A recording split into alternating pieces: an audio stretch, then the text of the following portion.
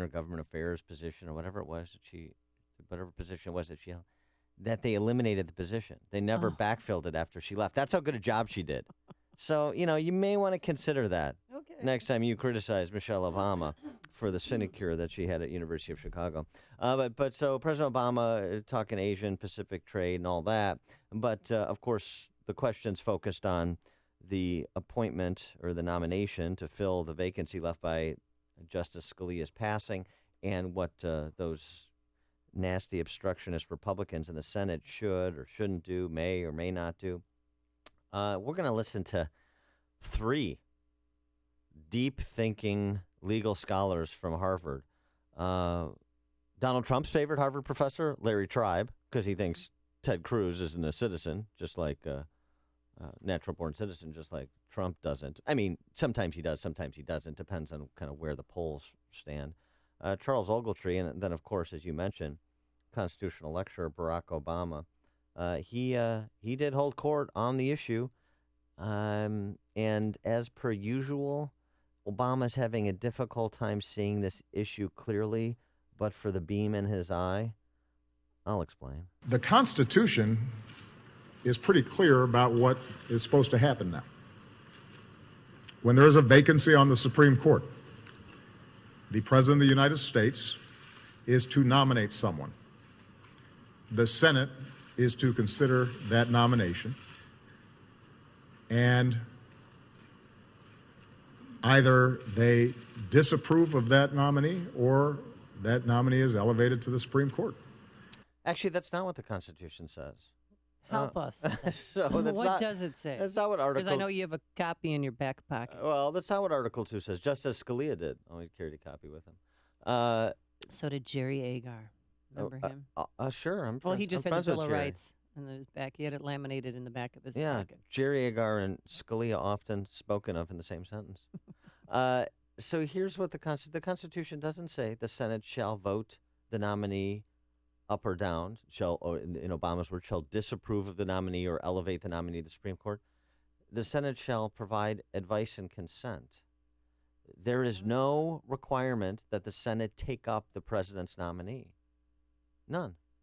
So that is factually incorrect. So when he is amused, as he was yesterday, he should be bemused by his own lack of understanding of the Constitution or purposeful misunderstanding, whichever it is. He has done. No, that's not it. This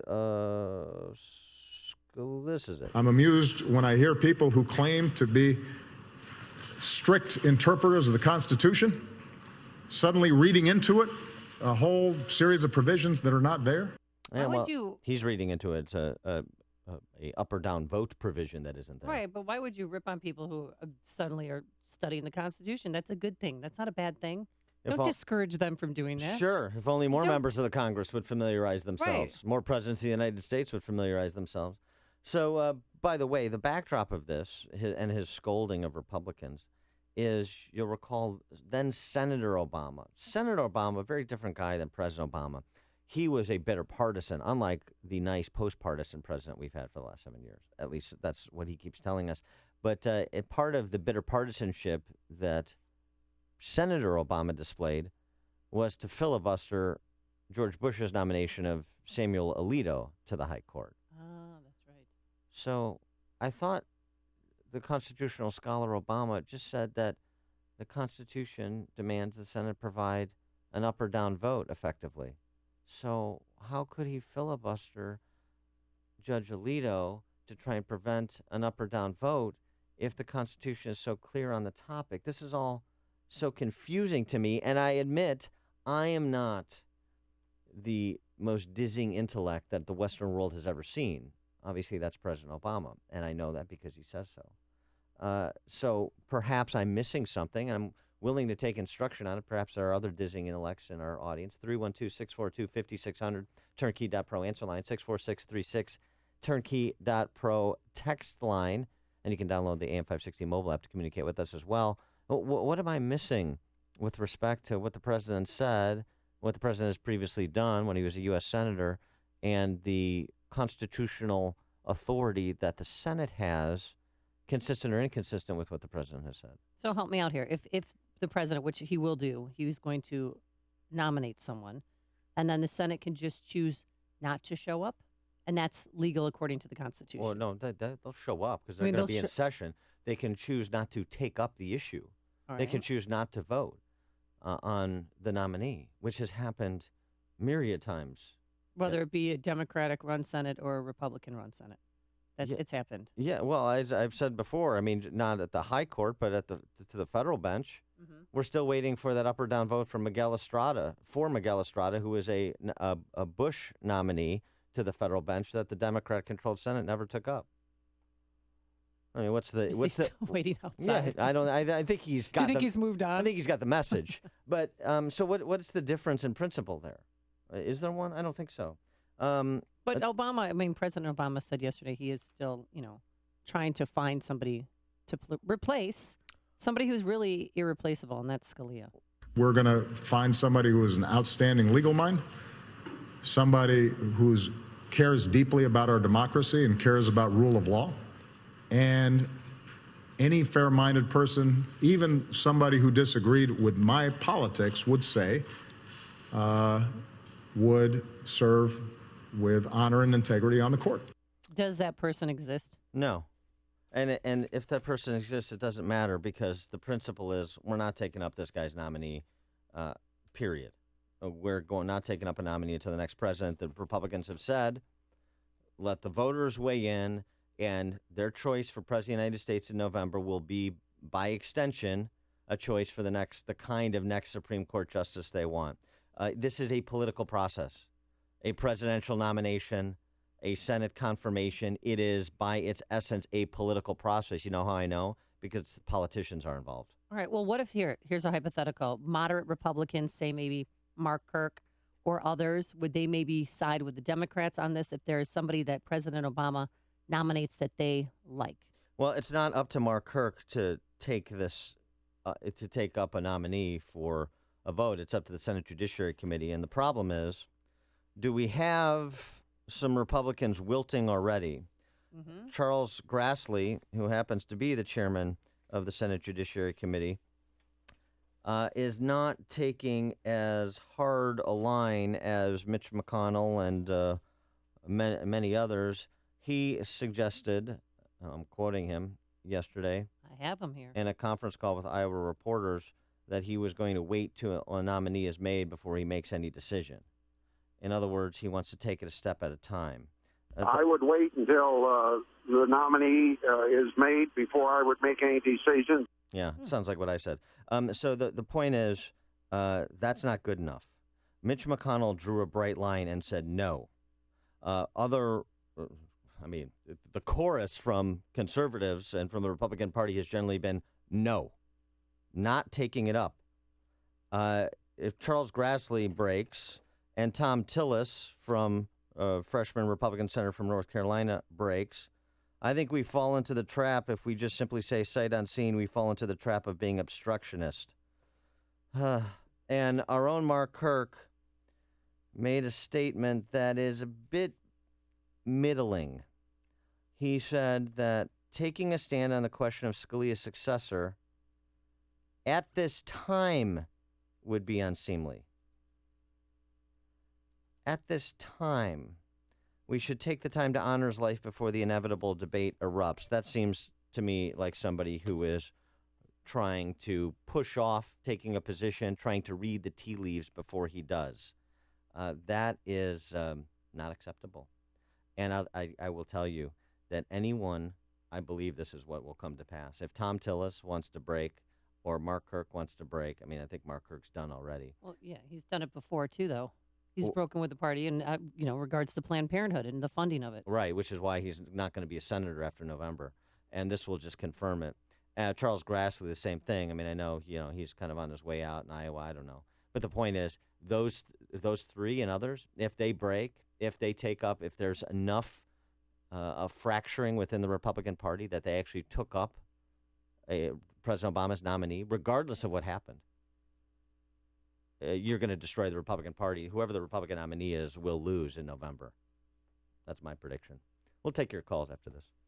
There's only one radio show in Chicago talking about today's biggest stories and telling you what they really mean. That show is this one, Chicago's Morning Answer on AM 560, The Answer. Chilly start to your day. We're going up to a high of 30 degrees. We will have clouds this morning, but some sunshine by this afternoon. And then tomorrow, rather cloudy and breezy, but a little bit warmer. Actually, 10 degrees warmer, a high of 40. Let's get the travel times and say good morning to Jim Telemonte. Good morning, Amy. Good morning, Dan. Things are pretty quiet right now for the most part. We have the usual slowdowns. The inbound Bishop Ford, it's heavy from Cottage Grove to the Merge. And then on the Ryan, it's slow from Cermak into the Burn Circle downtown. 18 minutes, 95th to the Loop. There's a little road work outbound. The entrance from 59th is closed, and you've got work in the express lanes between Garfield and 63rd. No real delays. Starting today, the Chicago Avenue Bridge, the near north side, is going to be closed in Halston and Larrabee. It'll be 9 a.m. to 5 p.m. today through Friday for emergency bridge repairs on that venerable structure. Jim Talamonte, ChicagoRadioDeals.com, Traffic Center. Running a business can be challenging, especially here in Illinois. You face mountains of regulations on top of mountains of taxes and fees, not to mention new Obamacare requirements. Business owners who manage to survive and thrive deserve to be recognized. And that's exactly what we here at AM 560 The Answer are going to do. This spring, we'll be hitting the road on the AM 560 Business Tour presented by Signature Bank. It's a way for us to celebrate local businesses who are overcoming the odds and succeeding in spite of the many challenges they face. We want to give back to the business community by broadcasting this show live from various locations throughout Chicagoland. Does your business have a great success story? If so, we want to hear about it. Go to 560theanswer.com/business and fill out the brief form to tell us about how you and your business are beating the odds to serve your clients and your community. We'll select several businesses as stops on our AM 560 Business Tour, and we'll broadcast from your location to share your success with our audience. We hope to inspire other business owners and show the world that, yes, you did build that. So go to 560theanswer.com/business to tell us your story, and we may be stopping at your location this spring on the AM 560 Business Tour.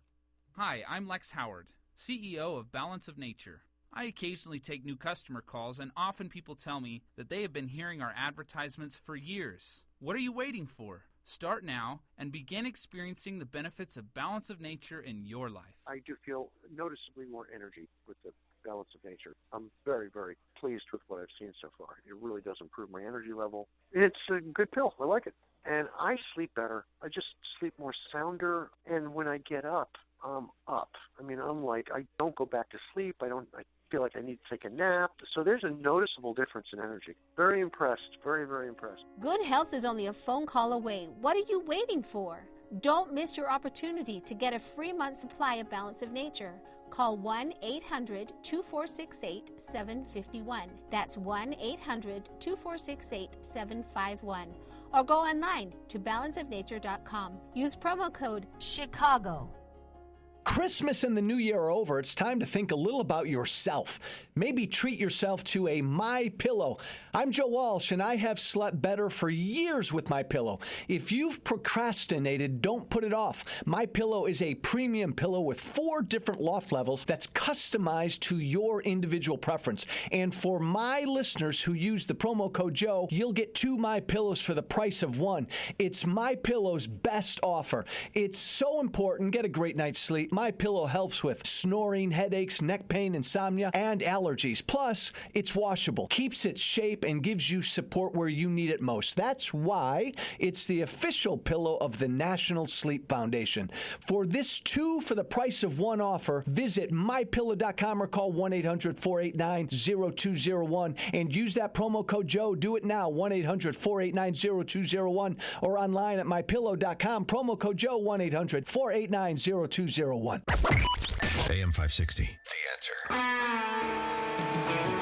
Dan, we have some breaking news real quick. According to CNN, their new poll, Hillary Clinton and Bernie Sanders are in a dead heat for Nevada. Yeah, and their caucus is this Saturday. But that's been the case. He's also closing. Bernie Sanders is closing in South Carolina. He's still down like 18, but he was 56 to 38. He was down 30. So it's very interesting what's happened. So it's kind of a flip-flop. They caucus in Nevada on Saturday while Republicans vote in South Carolina, and then they flip it 3 days later. Very interesting. Fun times for Hillary. Not so fun times for Republicans. We're talking about SCOTUS politics. In addition to POTUS politics, President Obama suggesting the Senate should act. No surprise there. And some Republicans getting a bit faint of heart already, including perhaps our Senator Mark Kirk. Sharon and Addison, what do you think? Yeah, Mark Kirk's going to be gone. The Republican Party is not going to be around in the way that these expectant politicians believe it will. We're not going to be backing them.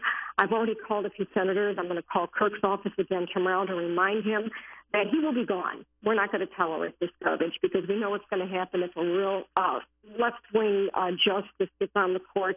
The country's gone. You know, we've got too many things at stake right now, and these people are just going to go away. Well, they're basically voting the way they think they are, not to govern but to maintain their power, and we know it out here. I mean, Illinois, what a wonderful state where 1,100 businesses are blacklisted doing business here. I look at the politicians for everything that's gone wrong here. Thanks for the call, Sharon. Appreciate it. Jordan in Forest Park. Yes. Hey, Dan and Amy. According to what I researched on this topic, when you have the president and the Senate of different parties, and both the opening in the Supreme Court and the confirmation of the Supreme Court occur in the same election year. The last time that happened, I believe, was Woodrow Wilson, 1932. All these other cases that everybody's talking about, either the opening occurred before the election or the confirmation occurred after, but never in the same two. So this is not a big deal. There's a history in the U.S. of waiting for this. Correct. And that's a fact. Now, I think that Republicans, though, they're so weak-kneed on a lot of these issues, they could be forced into this just like the budget crisis debates that they've had, where they lose twice. Where they lose by opposing, and then they lose by caving. Yeah, thanks for the call, Jordan. Good points. The only thing I would say, I think actually Brennan in 56 was another example of that, but maybe my recollection is hazy. But in terms of the larger point about Republicans, right, they lose coming and going like they did in the budget deal, and it's those kind of moments of cowardice that has given rise to Donald Trump. So for the Republican Beltway elites who decry a Donald Trump, even decry a Ted Cruz, that's also given rise to Ted Cruz. If they had been exercising a modicum of courage on these matters of unbelievable importance to the future of this country and to the present of this country, for that matter, then you wouldn't have some of these bête noirs to the establishment that you have in the front-runner position. So they've done it to themselves, and if they fold on this one, boy, they have no idea what they're going to do to themselves. Before you see it on TV, share it on Facebook, or read about it in the paper, hear it here first. This is Chicago's Morning Answer on AM 560. The Answer. Now, more than ever, choosing a real estate agent to sell your home is one of the most important decisions you can make. I'm Ed Lukasik Jr., owner of RE/MAX Professionals. I know what it takes to sell your home. The Wall Street Journal ranked Ed at 88th in the entire country for closed listings. I know that there's no gimmick to selling your home, just a strategic marketing plan and the confidence needed to make your transaction successful. Chicago Agent Magazine recognized Ed as the #1 rank in Will County. You can hire anybody to list your house, but you'll need the local market knowledge that I have to sell it. When Ed saw market trends change, he was ready and promptly received a RE/MAX of Northern Illinois Trendsetter Award. Sure, it takes awards, but it also takes a lot of effort. So why would you try to sell your home with a we'll sell your house or buy it from you kind of agent? If an agent has to promise to buy your listing, then something's seriously wrong. Call Ed Lukasik Jr. of RE/MAX Professionals, 630-679-5454. That's 630-679-5454. Sell your house with the professionals, RE/MAX Professionals. ChicagoRadioDeals.com saves you money so you'll have room for improvement, home improvement. The Grout Medic is offering shower touch-ups for only $110 to make your shower and tub area look like new again. It's a steam cleaning and sanitizing process on all your tile surfaces. The Grout Medic will reseal your grout, hand buff the tiles, and replace the caulk. That's a $250 retail value. And wait until you see the before and after results. It's a picture you can post on your Instagram. Also from the Grout Medic is a clean and color seal floor cleaning. This includes steam cleaning your grout, washing tiles, and applying a color sealer to match. This process also normally retails for $250, only $110 at ChicagoRadioDeals.com. So make your way to ChicagoRadioDeals.com, where they offer quality items at huge savings on home improvement, such as duct cleaning, dryer vent cleaning, carpet care, home remodeling, and much more. Find it all at chicagoradiodeals.com. Coming up on Chicago's Morning Answer. Donald Trump likes Saddam Hussein more than he likes Ted Cruz. We'll have that at 5:35. And Hillary Clinton has another coughing fit. It's even better than the last one. But first, let's go into the newsroom. Here is Mike Scott. Amy and Dan, good morning. 26 degrees. Apple CEO Tim Cook says he's going to fight a judge's order to help the FBI get into an iPhone used by one of the San Bernardino shooters. Back in December, Cook explained his stance on this exact matter in an interview with CBS's 60 Minutes. I don't believe that the trade-off is privacy versus national security. I think that's an overly simplistic view. We're America. We should have both. The FBI wants Apple to remove the limit on the number of times a passcode can be tried. Cook says that would require Apple to write a code for a back door. That, he says, could be open to abuse. President Obama says the Constitution is pretty clear on what should happen when there's a vacancy on the Supreme Court. The Constitution is pretty clear about what is supposed to happen now. When there is a vacancy on the Supreme Court, the President of the United States is to nominate someone. The Senate is to consider that nomination. The president telling reporters yesterday he will nominate a well-qualified candidate to replace the late Justice Antonin Scalia. Iowa Senator Chuck Grassley said if the president puts forward a name to replace Scalia, he will decide whether or not to hold a hearing. I would wait until the nominee is made before I would make any decisions. In other words, take it a step at a time. Grassley says the call to defer the nomination is consistent with the policy of the Senate. He cites Senator Chuck Schumer of New York calling for President George W. Bush to defer nominations in 2008. The U.S. flexing its air power muscles over South Korea, showing the North what it will do to defend its ally in the South from potential aggression. On Wednesday, 4 U.S. F-22 stealth fighters flew over South Korea, then landed at the Osan Air Base, escorted by other U.S. and South Korean fighter jets. A South Dakota bill that would bar transgender students from using bathrooms and locker rooms that do not correspond to their gender at birth is headed to South Dakota's governor for a signature. Opening statements are scheduled today in what's expected to be the last trial from the sweeping federal investigation into the 2010 BP oil spill in the Gulf of Mexico. Robert Calusa was a supervisor on that Deepwater Horizon oil rig. He's facing a misdemeanor pollution charge.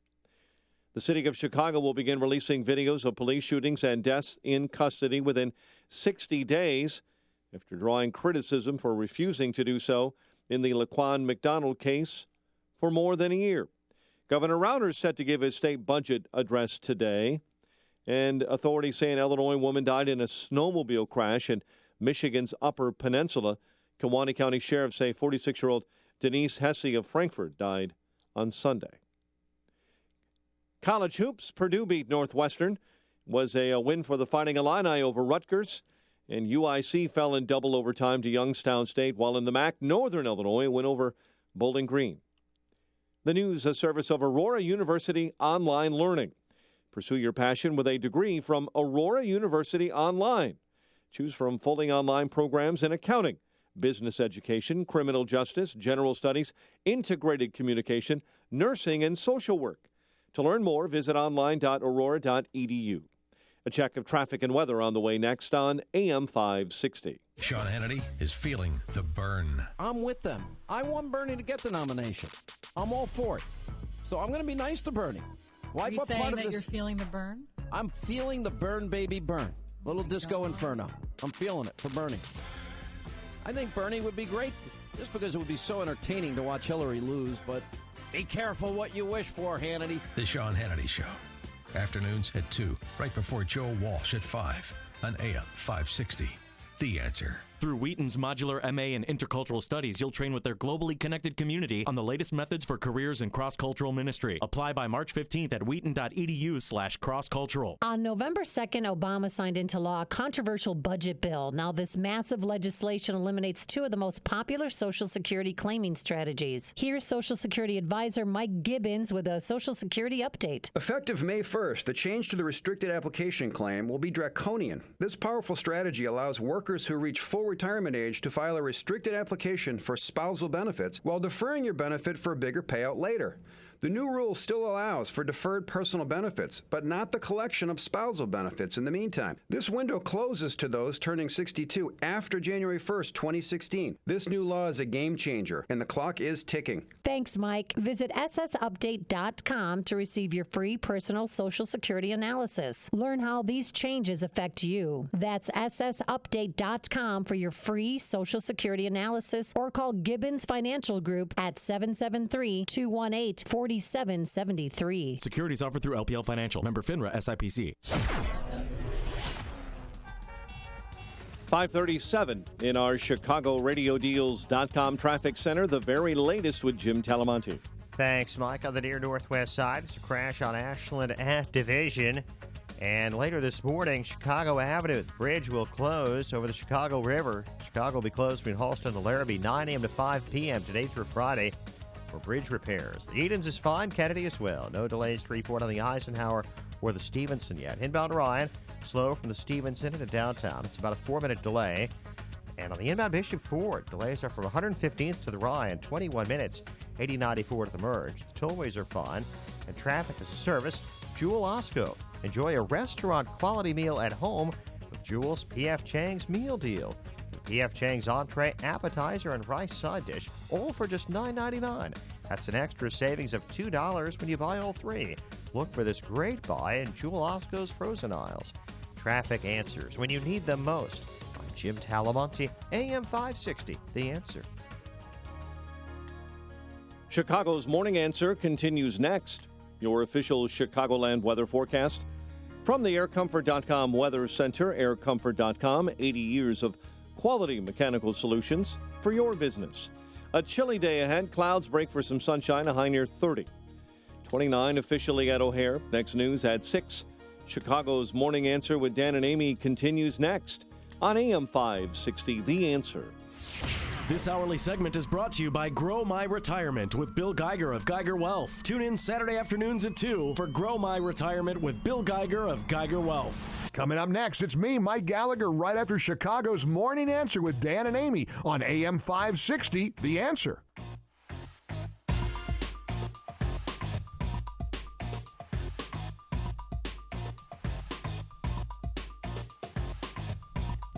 Good morning, Dan and Amy. So, Amy, some couple of interesting endorsements for Ted Cruz.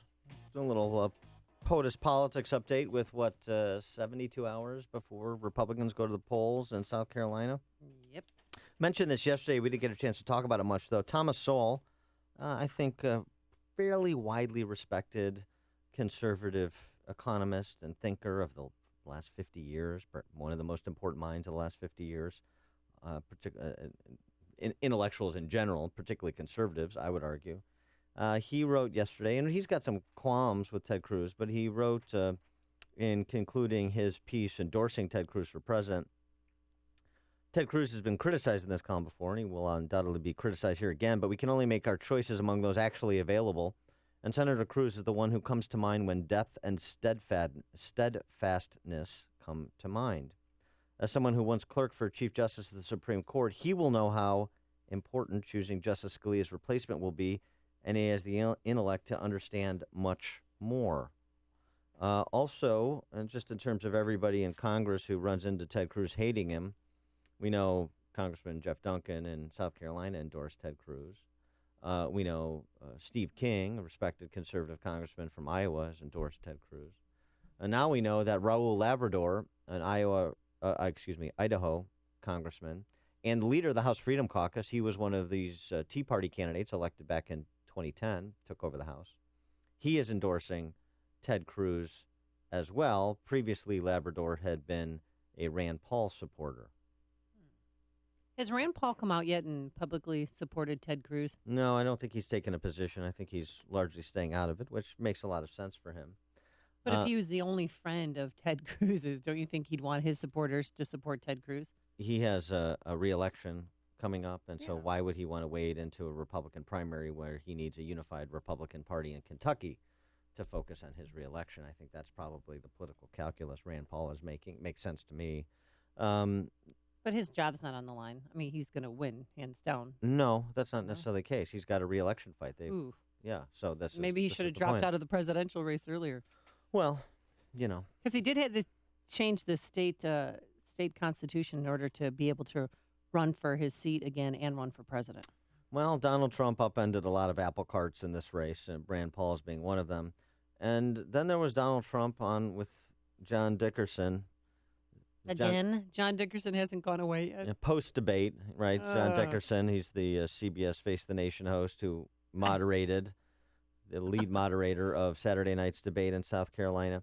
And doubling down on his Bush lied and people died rap, and he purposely lied. He knew it was a lie, and he purposely lied. That's what Trump said. Doubling down on that, Trump had more to say about Iraq and Saddam Hussein that turns out to be historically inaccurate, but, you know. Let's hear him out. Doesn't matter.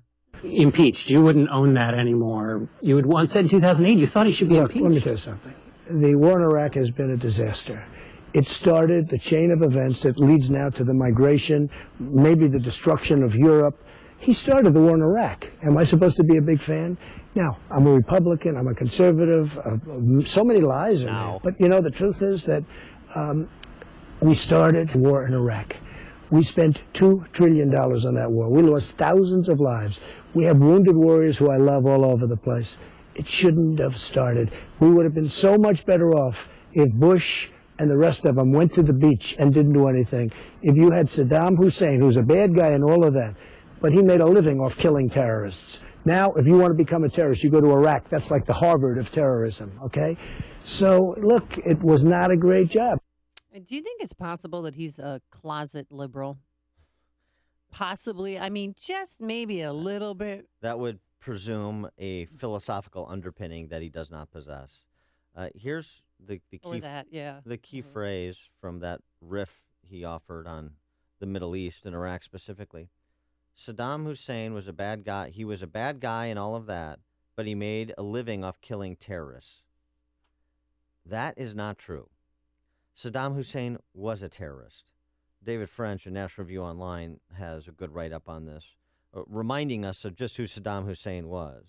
He was one of the prime financial supporters of a suicide bombing campaign that caused greater relative casualties in Israel than 9/11 did in the United States. Saddam Hussein funded Hamas and the Islamic Jihad. He plotted to kill a former president of the United States, as we know. He gave one of the world's most wanted terrorists, Abu Nidal, access to a government office. He sheltered Abu Abbas, responsible for the hijacking of the Achille Lauro, and Abdul Yassin, a co-conspirator in the 1993 World Trade Center bombing, in addition to, of course, gassing the Kurds and other acts against humanity, crimes against humanity. And he did maintain a stockpile of chemical weapons, oh, by the way, weapons of mass destruction and the whole back and forth over that notwithstanding. He made his living killing terrorists, suggesting that Saddam Hussein, we'd be better off if he was still there because he was doing our work for us. In point of fact, the Islamic State was not created by removing Saddam Hussein's regime. It is the afterlife of that regime. That's not me saying it. It's Middle East analyst Kyle Orton who wrote in the New York Times yesterday that Hussein incubated religious militancy and sectarianism and prepared the ground for an armed Salafist movement. That's Middle East analyst Kyle Orton writing on topic. So, you know, here's the thing about Donald Trump. I don't know what to be concerned about were he to be elected president, because his knowledge is so thin, because when he's not painting by numbers, he's just completely making it up as he goes along and is indifferent to his ignorance. The guy is in way over his head, and this is just a sick little experiment that I thought we all thought was going to go away, and it's not going away. And this is, I mean, I talked to my father yesterday, who has gone back and forth on certain candidates. First Ben Carson, then maybe Marco Rubio, maybe Donald Trump. But he is very fearful, and he tells us the country should be very fearful of Donald Trump. Fearful, but the question is fearful of what? I mean, the only if he's elected president, or if he gets the GOP nomination. Specifically, I'm saying the only thing you can be fearful of with Trump is uncertainty, because you have no idea what he's going to do. Right, but uncertainty makes a lot of people fearful, and that's the problem. That's where the rub lies. Because again, I think he's a closet liberal, and we're in for a rude awakening. Trump is. I'm not sure Trump is in over his head. I think maybe we are in over our heads, because Trump doesn't exist without popular support, without winning elections, which he has done. Well, he's won one, and he's on the cusp of winning another one, and perhaps running the table. I don't know. But that to me, what is the fear you have of Trump? Because my fear is the uncertainty. I have no idea what he's going to do, because he has held every possible position on so many issues, and because he says things that are so contrary to evidence and logic that you have no idea what he's going to do. So I can't say, I'm afraid he's going to impose tariffs. I'm afraid he's not going to build a wall. I can't be specific, because how can you identify anything you're certain he is going to do? He's not going to build a wall. There is no money to come forward to build a wall. And he's not going to get Mexico to pay for it. This is all hyperbole. This is all just to get votes, saying what the people want to hear. That's all that this is. Trust me, there will be no wall built. Yeah, I don't know about that. Come with me. Let's drive from El Paso to Tucson, and you could see there will be no wall. Yeah, I wouldn't make such definitive statements on that topic. Trump is not the only one suggesting some kind of more substantial barrier on the border than we have now. I could see bringing up drones over the border, or hiring maybe some more, Border Patrol agents. But if you build a wall, they'll dig a tunnel. And I'm telling you, the wall is not going to work. There are walls up in place, and they go around them, and they go underneath them. Bruno in Naperville, you're on Chicago's Morning Answer. Hey, Bruno. Bruno, you there? Bruno in Naperville. Bruno going once. Bruno going twice. All right. Sorry, Bruno. You're listening to Chicago's Morning Answer with Dan Proft and Amy Jacobson on AM 560. The Answer. Today, a chilly start to your day, but then we get some sun by this afternoon, so that's good news. A high of 30, and just wait for it tomorrow and Friday. Unseasonably warm. Tomorrow, a high of 40, but on Friday, we have a high near 60 degrees. Wow. Set up your tea times now. Here's Jim Telemonte. Let's tee him up in the traffic department. How's it going? Very nice, Amy. Good morning. Good morning, Dan. Things are fine on the Edens, Kennedy as well. Roads are wet, but no delays to report yet. The inbound Eisenhower is just a little heavy past Manheim. Stevenson, you've got a 1-minute delay, Pulaski to Kedzie. And the Ryan has slowdowns. It's about 19 minutes, 95th to downtown. Bishop Ford, you've got a 6-minute delay, 115th to the merge. Northbound Tri-State, stop and go from the Reagan Tollway to the Eisenhower. That ramp to westbound 290, as usual, is backed up. The other tollways are fine. No delays to report in Northwest Indiana. Jim Talamonte, ChicagoRadioDeals.com, Traffic Center. Business moves at the speed of trust. Trust in your product, and just as imperative, trust in those that represent your business. For almost 3 decades, Flex Execs has helped their clients become more competitive by recruiting and vetting qualified experts for short-term assignments in HR, accounting, marketing, and operations. Need individual consultants or project teams from staff level to the executive suite? Flex Execs' talented consultants are superior and unmatched. Whether you require interim experts or have regular positions to fill, Flex Execs' professional recruiting organization will help you meet your deadlines, control costs, and place the people you need for maximum business results. Business moves at the speed of trust. Trust the people that represent your business. You can't afford not to. Connect online with Flex Execs at flex2016.com or call Chris at 630-655-0563, extension 2. Flex2016.com or call Chris at 630-655-0563, extension 2. You've heard us talking about it for weeks. Our trip to Los Cabos, Mexico. Join Dan and I as we head out to Los Cabos April 2nd through April 9th, Saturday to Saturday. Now, our trip is presented by Dermatology and Plastic Surgery Associates and by Artistic Dentistry. The exclusive Apple Vacations price has expired, but there's still availability. So if you want to join us in Cabo, Book your trip today. We're staying at the Secrets Port of Los Cabos Golf and Spa Resort. Adults only, all-inclusive, no silly wristbands. Every room is a suite, and every room has an ocean view. This place is spectacular. There's 8 restaurants with award-winning chefs, 4 bars, a cigar bar, and unlimited premium drinks. If you like to golf, there's 2 9-hole golf courses right outside the front door, and there's 3 miles of pristine beaches. So get your trip, book it today. Visit 560theanswer.com, keyword escape. That's 560theanswer.com, keyword escape.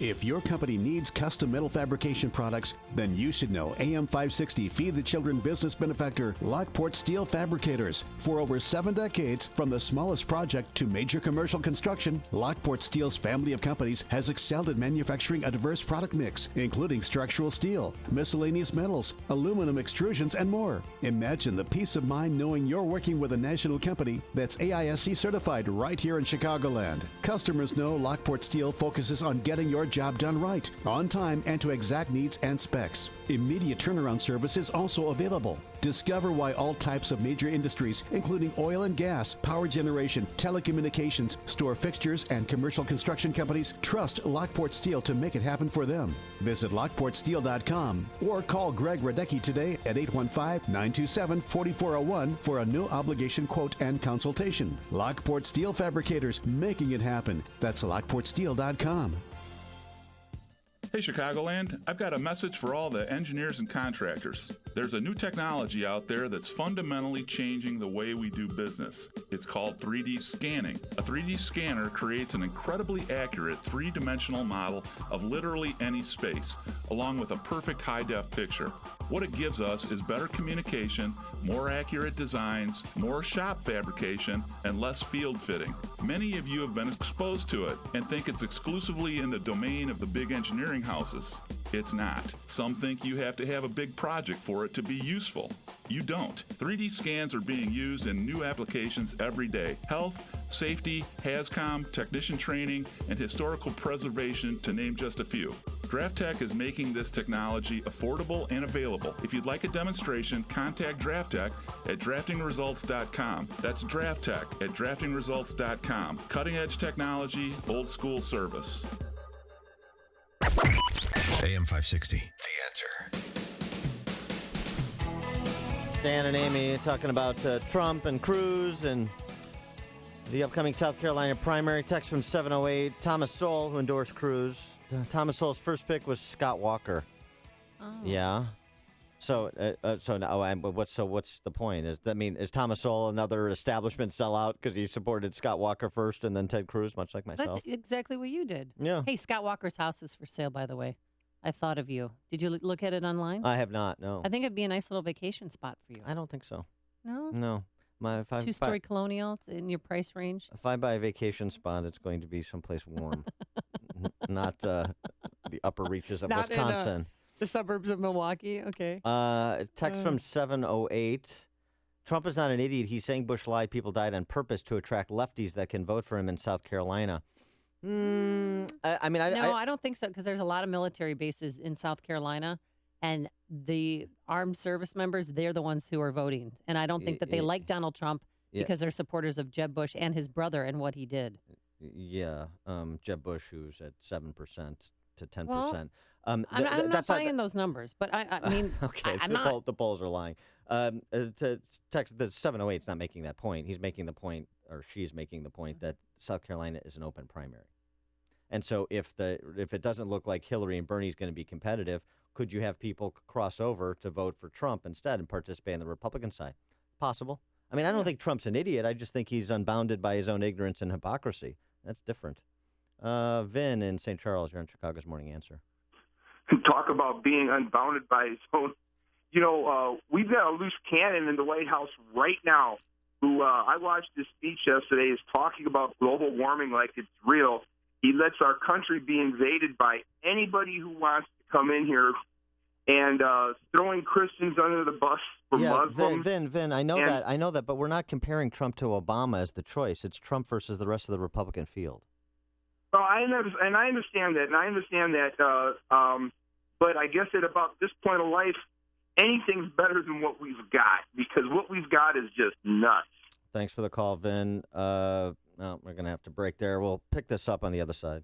Hi, this is Dr. David Kolbaba. So you get yourself one of those blood tests with all the poking and prodding. They're always looking for some kind of bad news. Most blood tests these days are very lacking, only screening you for the big, bad, and ugly diseases, and with you never really getting the good news, or even knowing what to do with the not-so-good news. So let me tell you about our dirt cheap comprehensive blood test. First of all, we'll be testing a wide variety of different health factors, and not just the ugly few. And then we're going to sit down with you and strategize with all the we learned from your blood test findings. And I promise that you're going to know more about what you can do to help improve your health using a more natural, common sense approach. And for over 33 years, we've been very successful at setting people free from their toxic medications. It's our dirt cheap comprehensive blood test. Call 800-794-1855. You can't get any cheaper than dirt cheap. That's 800-794-1855. Be sure to tune in to Health Quest Radio with me, Dr. David Kolbaba, this Saturday morning at 11.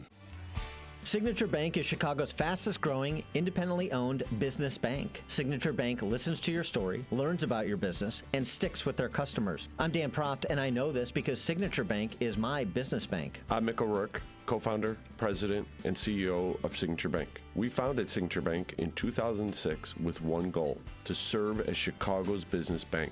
Now, 10 years later, we've seen that vision turn into a reality. We'd like to help your business realize all of its potential. My co-founders and I have many years of experience in commercial banking. When we learn about your business, we sit down across the table from you. When you have concerns, we pick up the phone to talk them through. We know your name and your story. At Signature Bank, when we make a commitment, we deliver. Signature Bank is looking for their next success story. Learn more about turning your business vision into reality. Visit signature-bank.com. Signature Bank, helping local businesses succeed. Member FDIC, Equal Housing Lender. Having a great smile to show off makes you feel good. There's no embarrassment associated with being able to flash your pearly whites whenever you want. If you'd like to feel that comfort and confidence with your smile, there's only one person who can help you. Dr. Neruzzi of Fox River Periodontics. This is Brian DeWolf. I have 2 implants from Fox River Periodontics. I had one. I was happy with it. So I had another one done, and I love them. The idea of dentures didn't appeal to me at all. I didn't want that appliance in my mouth. These implants are wonderful. They're just like your real teeth, and they're probably even better because there's no nerve attached to them, so there's no pain, and they last forever. Dr. Neruzzi is great, and his staff is wonderful, and I trust him completely. If you're looking for dental implants, or considering dental implants for a missing tooth or for a whole mouthful, talk to Dr. Neruzzi. He'll be happy you did, and Fox River Periodontics. This is Dr. Neruzzi. I personally guarantee your happiness with your implants. Go to implantsforme.com. Coming up on Chicago's Morning Answer, is Apple sympathizing with terrorists? Why they won't help the FBI? And the Chicago Teachers Union protests by going to work. But first, here's Mike Scott.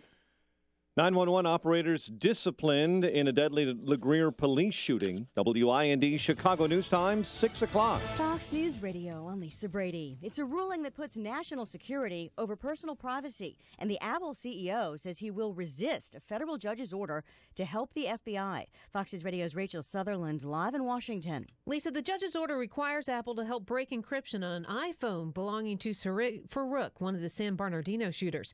Sacramento County Sheriff spokesman Tony Turnbull says encryption can be a problem for law enforcement. I had numerous homicide investigations that I could not get into the physical phone. Apple CEO Tim Cook says providing the FBI with special software would undermine encryption by creating a backdoor that could potentially be used on future devices. Lisa. Thanks, Rachel. Over Republican objections, the president says he will have a Supreme Court nominee. President Obama told reporters in California the Constitution is pretty clear. When there's a vacancy, a president gets to nominate someone. I intend to nominate in due time a very well-qualified candidate. Yet Republicans don't see a liberal president nominating someone even close to Justice Antonin Scalia. Fox's Mike Emanuel. Donald Trump now has a 2-1 lead nationwide in a new Quinnipiac poll, 20 points ahead of Marco Rubio, who edges out Ted Cruz by 1 point for second place. Hillary Clinton leading Bernie Sanders by just 2 points. The plunge in oil prices prompting the first global oil pact in 15 years, but Iran has objections. Fox Radio's Jessica Gallagher live in our Mideast Bureau. Lisa, Tehran says it will resist any plan to stem the flow of its oil output, adding that it will increase output in the next few months in an attempt to regain lost market share after years of international sanctions. Discussions come after Saudi Arabia and non-OPEC Russia agreed to freeze production at January levels if other big oil nations agreed to do the same. The pact is meant to tackle a growing surplus and help prices recover from their lowest in more than 10 years. Lisa. Thanks, Jessica. Fair and balanced. Cloudy and 28 degrees at 6:02 on AM 560. The Answer. Good morning. I'm Mike Scott. Hillary Clinton campaigning with the mother of a black suburban Chicago woman who was found dead in a jail cell following a traffic stop in Texas. The Democrat presidential candidate will be joined by Geneva Reed Veal, the mother of Sandra Bland, for a rally today here in Chicago. Bland dying days after she was arrested last year during a routine traffic stop. The medical examiner in Texas ruled her death a suicide. Cook County State's Attorney Anita Alvarez suggests a push for a special prosecutor to take over a case involving a white police officer charged in the shooting death of a black teen is politically motivated.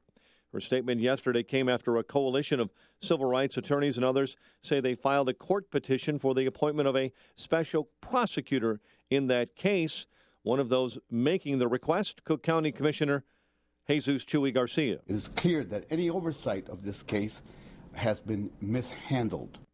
Alvarez denies any such conflict in that case.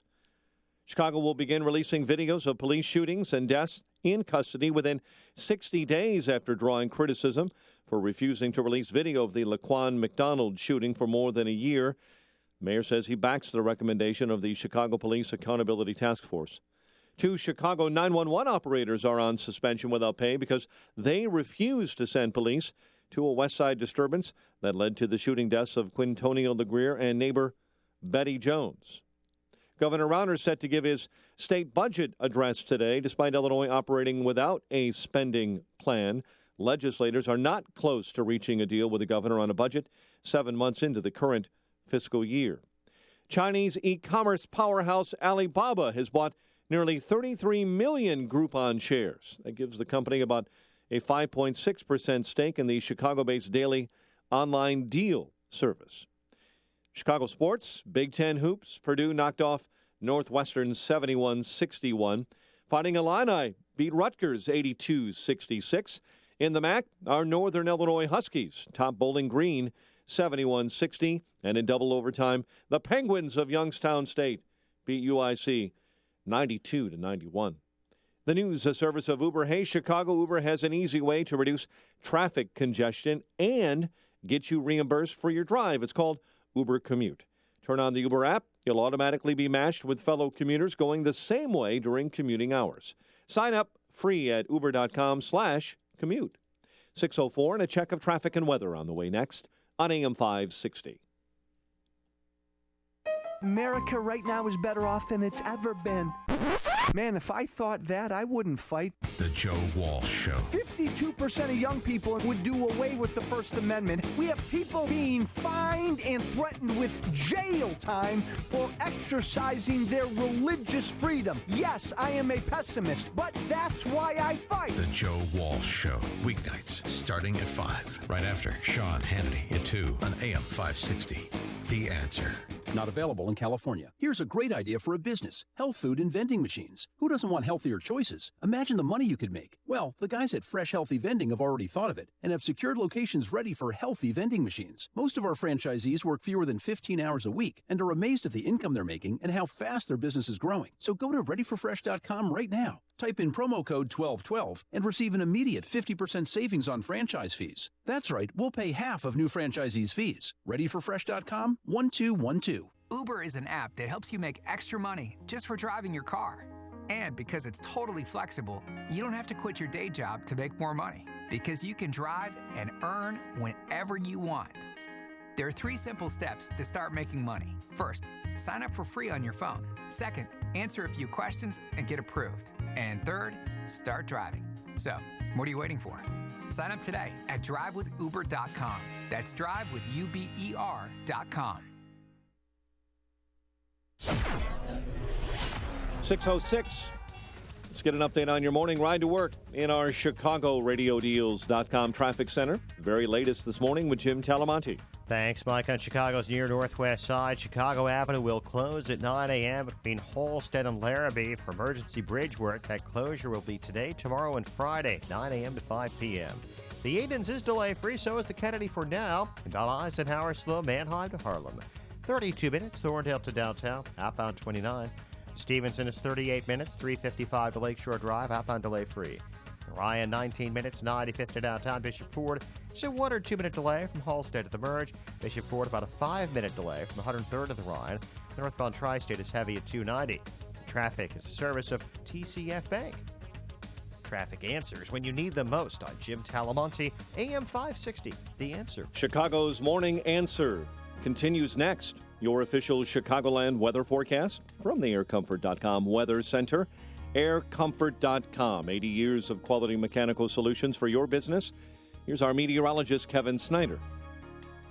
Today, chilly with clouds, breaking for some sun, high of 30. Tonight, partly cloudy, low 18.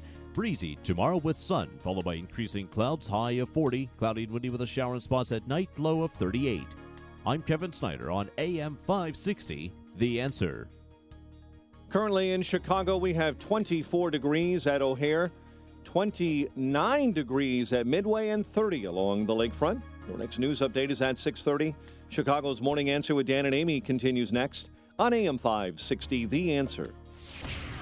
This hourly segment is brought to you by the IRS Radio Hour with attorney Stephen Leahy every Sunday afternoon at 5 on AM 560, The Answer. Good morning. Welcome to your Wednesday morning briefing. Here's what you need to know to start your day. The Constitution is pretty clear about what is supposed to happen now. When there is a vacancy on the Supreme Court, I expect them to hold hearings. I expect there to be a vote. He has done such a lousy job as president. And we keep rewarding people who tell us things they know they can't do because it pushes our hot buttons. We can't go forward together. Some of the groups that she won in 2008 against Barack Obama, she's now losing against Bernie Sanders. Is South Carolina Jeb Bush's last stand in this race? No, it isn't. The obituaries have been written about me like once a week, and we're in it for the long haul. This is Chicago's Morning Answer with Dan Proft and Amy Jacobson on AM 560, The Answer.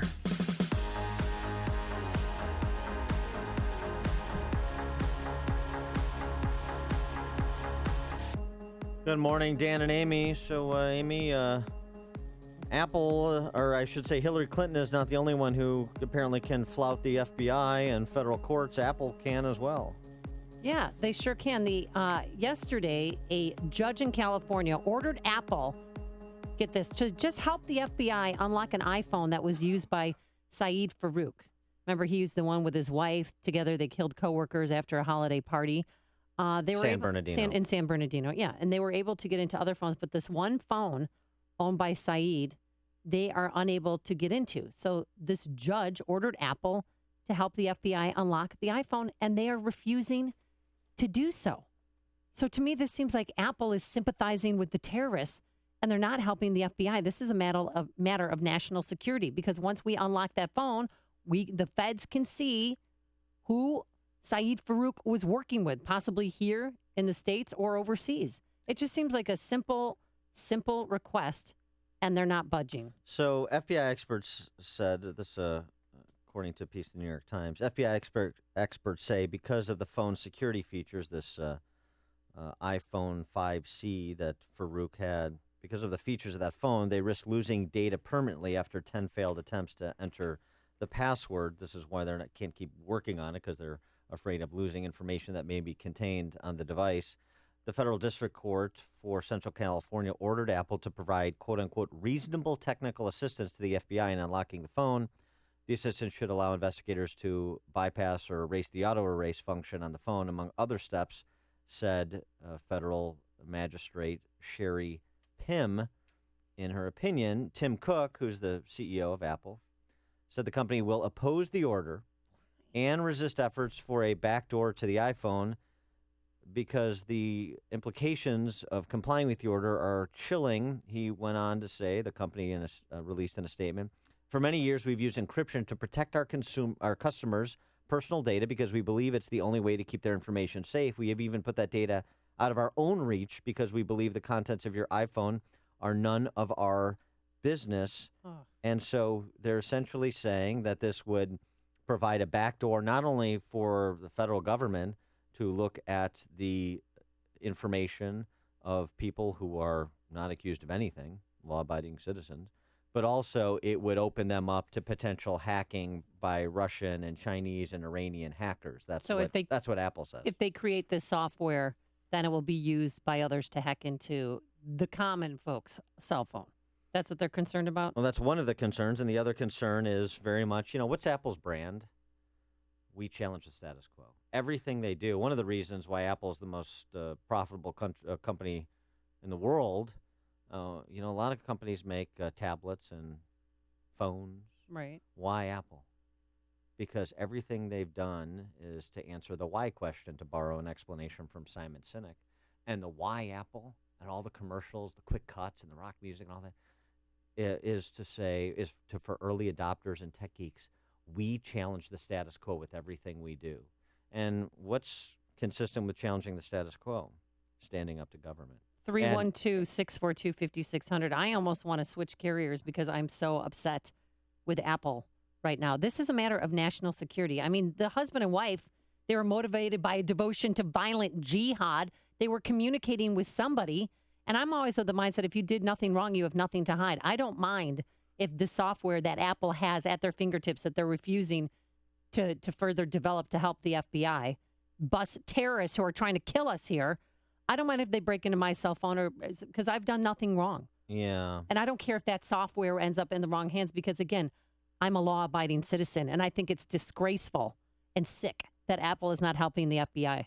Shame on them. Well, I think it's a stretch to suggest Apple is in liege with the terrorists. I think this is Apple's libertarian streak and anti-establishment streak coming to the fore. Now, Jim Comey, the FBI director, has suggests without assistance from Apple and other tech companies, because this is not the first instance of this. This is not the first time this topic has come up.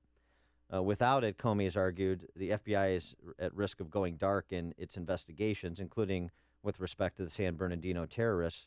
And most of the candidates for president, I should say, support the stance that Comey has made, which is we're not looking to do this. Is not some kind of backdoor metadata collection through people's smartphones. This is focused on targets like, for example, the San Bernardino terrorists. And I think Comey makes an important point.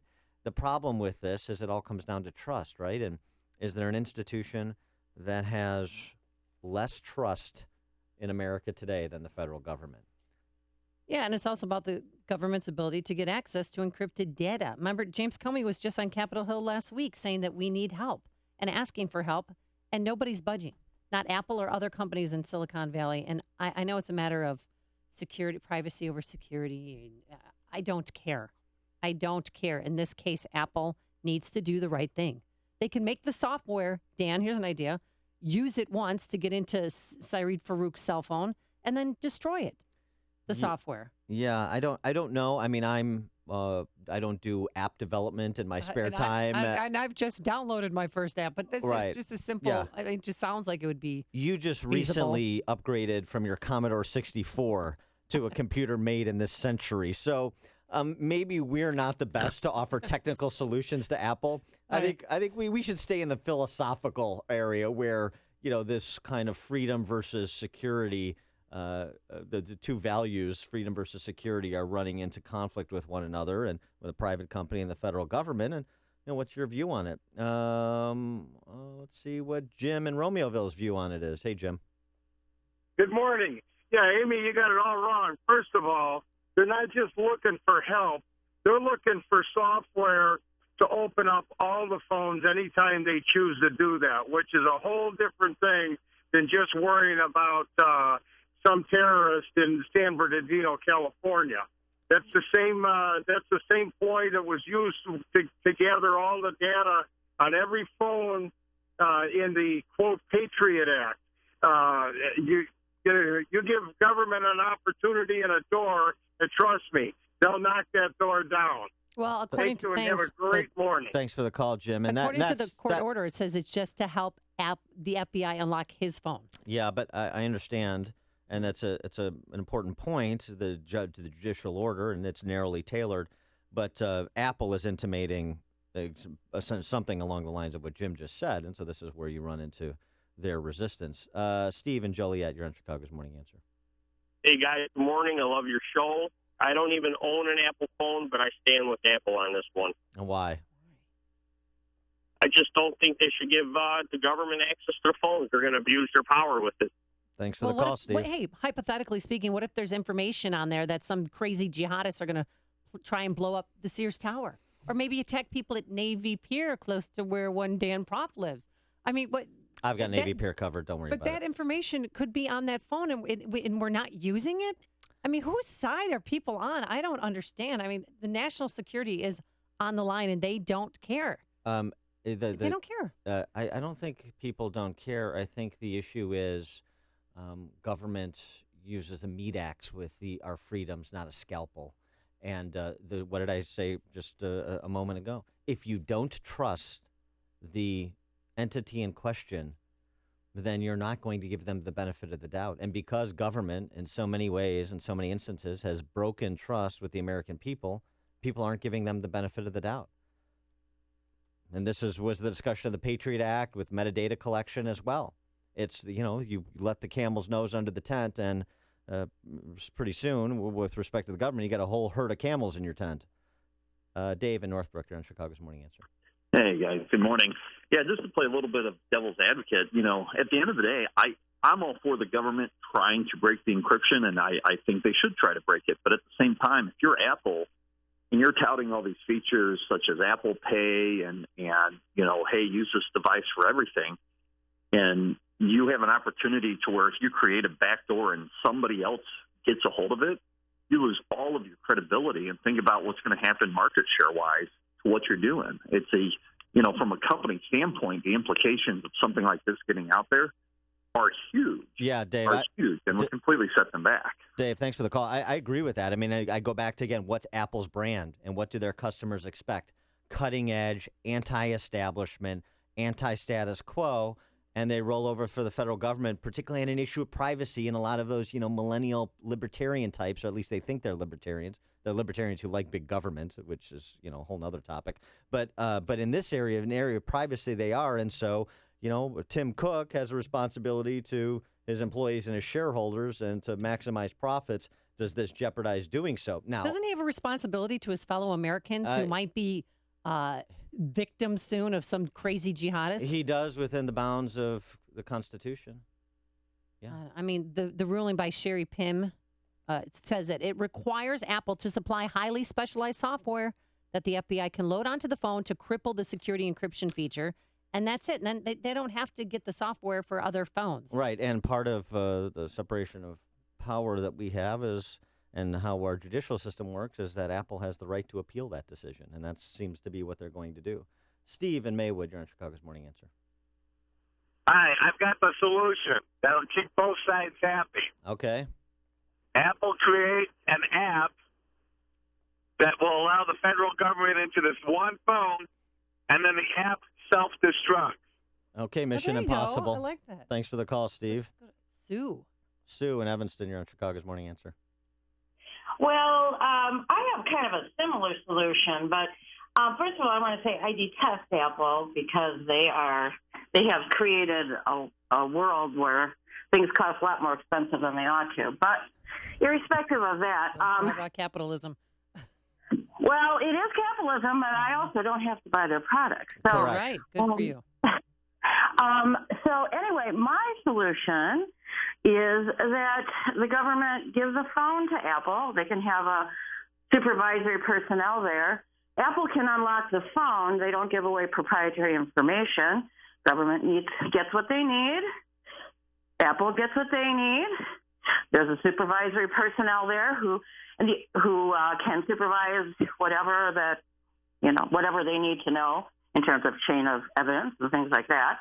And everybody is happy. And but the other comment is, Why is the government so stupid that they don't have an IT person on staff that can't figure this out? You know That why? is You know scary. why? You know why? Because they all Very work. Because they scary. all work for Apple. Thanks for the call, Sue. This tape will self-destruct in 5 seconds. Listen to Dan and Amy on your smartphone. Download the AM560 mobile app today at 560theanswer.com/mobile. The last cold day of the week. We're going to have a high of 30 degrees today. Some sunshine by this afternoon. Then it's going to heat up around here. Tomorrow, cloudy, breezy, a high of 40. And on Friday, we could have a high near 60 degrees. Wow. Let's get the travel times. Anything wowing on the roadways? Here's Jim Telemonte. No, nothing too tricky right now, Amy. A little heavy on the inbound Edens, Peterson to the junctions, 20 minutes, Lake Hook to Montrose, outbound 19. Kennedy, sluggish, River Road Toll to Foster, 22 minutes, O'Hare to downtown, outbound 21. There's a delay on the Eisenhower Wolf to Manheim with a stall in the left lane, then slow 17th to Harlem. 35 minutes, Thorndale to the Loop, outbound 30. Stevenson, 38 minutes, 355 to Lakeshore Drive. The Ryan, 20 minutes, 95th to downtown. There's a delay on the express lane from 43rd to 35th. There was an outbound crash near Pershing. It's gone now. I-57, just a 2-minute delay approaching the merge. Bishop Ford with a 5-minute delay approaching Ryan. Tollway's pretty light. Northbound Tri-State, a little slow as usual at 290. I'm Jim Talamonte, ChicagoRadioDeals.com, Traffic Center. To stay, I'll always remember in a spot I dream of returning to. I'm talking about the Ritz-Carlton Dove Mountain in Arizona. Located 40 miles outside of Tucson, it really is a slice of heaven. Now, the resort is cradled by 5 mountain ranges. There are endless outdoor activities, tennis, horseback riding, 20 miles of world-class hiking and biking trails, which are on property. There's a very challenging 27-hole golf course, and it was designed by Jack Nicklaus. Now, there's 3 pools, and adults only one as well, a luxurious spa that has breathtaking views of the Sonoran Desert. And guess what? There's sunshine there 350 days a year. No shortage of things to do. Whether you're looking for a family adventure, there's a water slide and a kids club, or you could relax or just have a romantic getaway. The Ritz-Carlton Dove Mountain is the place to visit. Special rates and packages are available now for your spring break. So visit ritzcarlton.com/Dove Mountain for all the details. That's ritzcarlton.com/Dove Mountain. And I can't wait to go back. Are you or someone you know facing foreclosure? Losing the family home? Well, you'd be not alone, so please listen to this. There are a lot of issues in a foreclosure, legal issues, factual issues. Dozens so far, and more coming to light every day. You see, people, we are in the aftermath of what will go down in history as the greatest financial crime in history, from which a lot of people profited immensely. And these people did not always do things entirely legally. That is a foregone conclusion. I'm Lou Bridges. I put together a law firm dedicated to foreclosure defense and to avoiding foreclosure by working with the banks, based on a thorough examination and analysis of all the potential issues and questions. And we have surrounded ourselves with people equally committed to this pursuit of justice. Call 224-513-1231. That's 224-513-1231. Or visit FightIllinoisForeclosures.com. That's FightIllinoisForeclosures.com. Get real answers from a real foreclosure defense firm and discover the legal tools at your disposal. Hey, if you're a car enthusiast who appreciates the joy of driving a high-end performance car or never lost your passion for classic or modern muscle cars, you need to know about this Feed the Children business benefactor. With decades of experience, Comet Motorsports provides car lovers with the highest quality service and performance products available. And Comet can save you money on quality service for your pride and joy. Hey, if you own a late-model European performance or domestic muscle car, Comet can install performance tuning software to reprogram your car's computer to increase performance without sacrificing drivability. Comet is a complete tuning facility. Man, Comet even installs parts furnished by customers. If you have minor dents and dings, including hail damage, Comet can perform expert paintless dent repair to avoid bodywork and painting. Call Comet Motorsports in St. Charles at 630-584-5400 or visit CometMotorsports.com. That's Comet with a K. AM 560, The Answer. Dan and Amy, there's a couple of interesting stories as it relates to the education of our youths. CTU, Chicago Teachers Union, they're doing a walk-in today to protest school funding. So they're going to work to protest school funding. Do I have that right? Yes, they're asking people to show up 30 minutes before school starts, which is what we normally do anyway. And they're asking parents, teachers, and students to have a walk-in. Now, just wrap your head around this for a second. So everybody going to work and kids going to class is the way that CTU protests. Yeah, and Jesse Sharkey, our CTU vice president, said, we're trying to gather everyone who loves public schools to come into our buildings.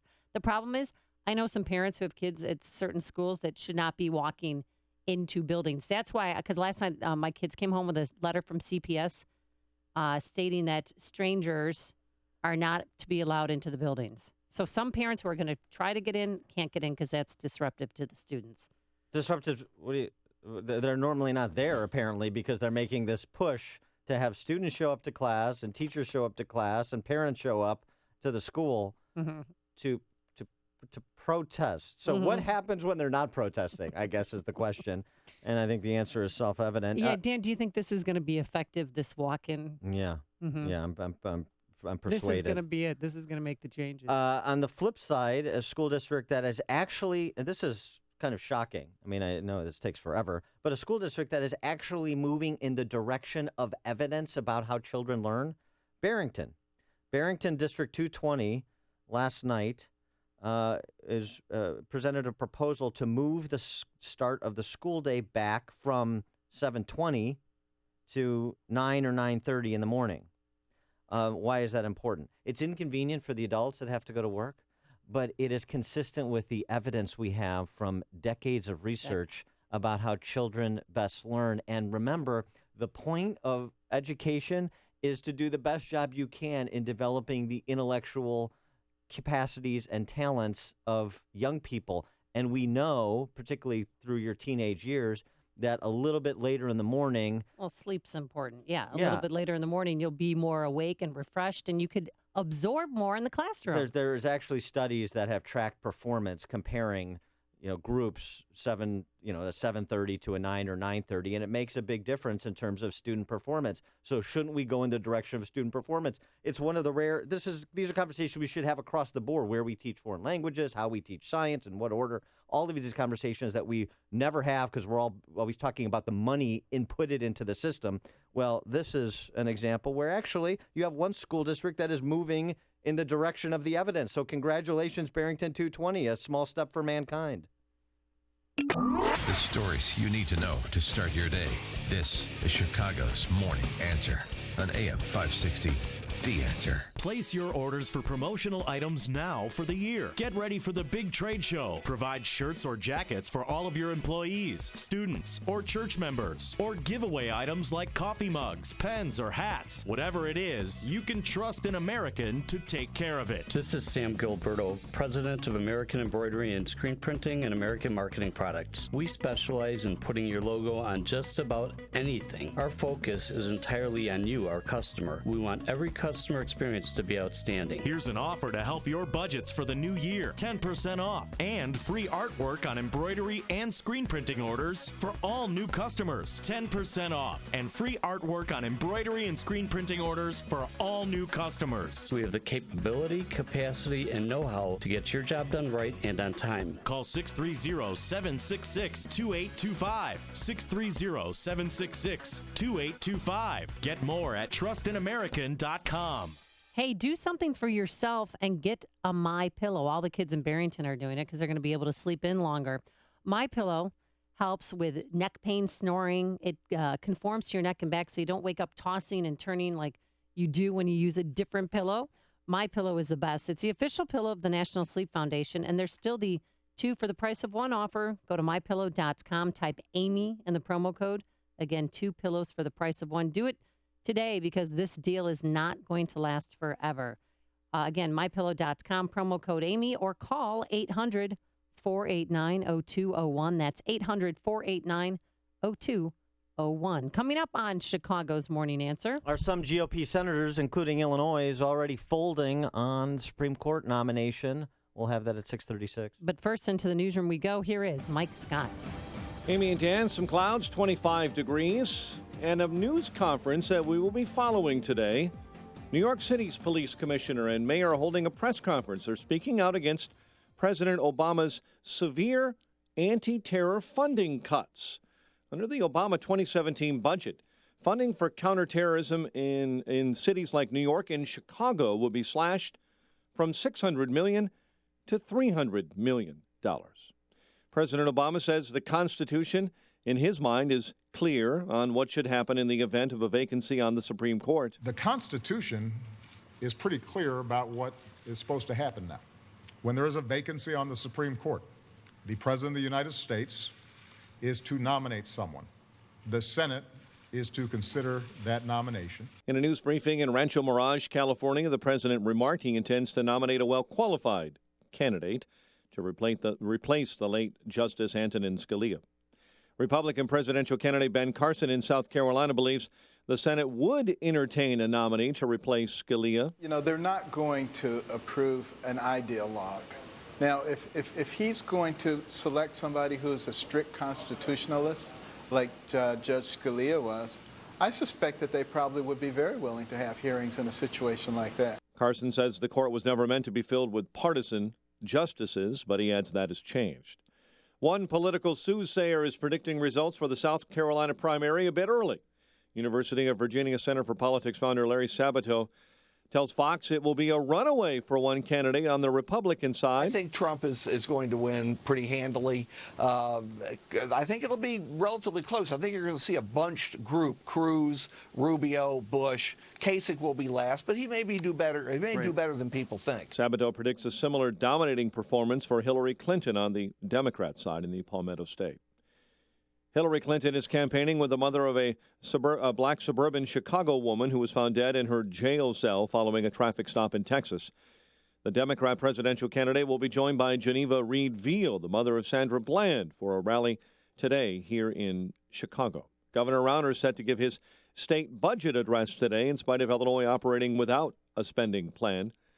And a group of Illinois House Democrats will move forward with their proposal that President Obama's birthday become the next state holiday. State Journal Register is reporting Presidents Abraham Lincoln, George Washington, and Harry Truman, along with Lyndon Johnson, are the only former presidents that have their own state holiday days. The proposal says August 4 will now be considered a legal holiday if the proposal goes through, in which state government offices, schools, and businesses could but will not be forced to close. Bill sponsor Andre Thapidi says the president's distinctions as a Nobel Prize winner, among other things, are reasons to honor the president. Chicago sports: Purdue topped Northwestern in Big Ten hoops. Fighting Illini a win over Rutgers in the MAC. Our Northern Illinois Huskies over Bowling Green 71-60. And Youngstown State topped UIC in the Horizon 92-91. The news service of Illinois Partners for Clean Air: idling your car engine is a big waste. Idling causes air pollution. 6 billion gallons of fuel goes up in smoke every year. Learn to breathe easy, save easy with Illinois Partners for Clean Air at cleantheair.org. A check of traffic and weather on the way next on AM 560.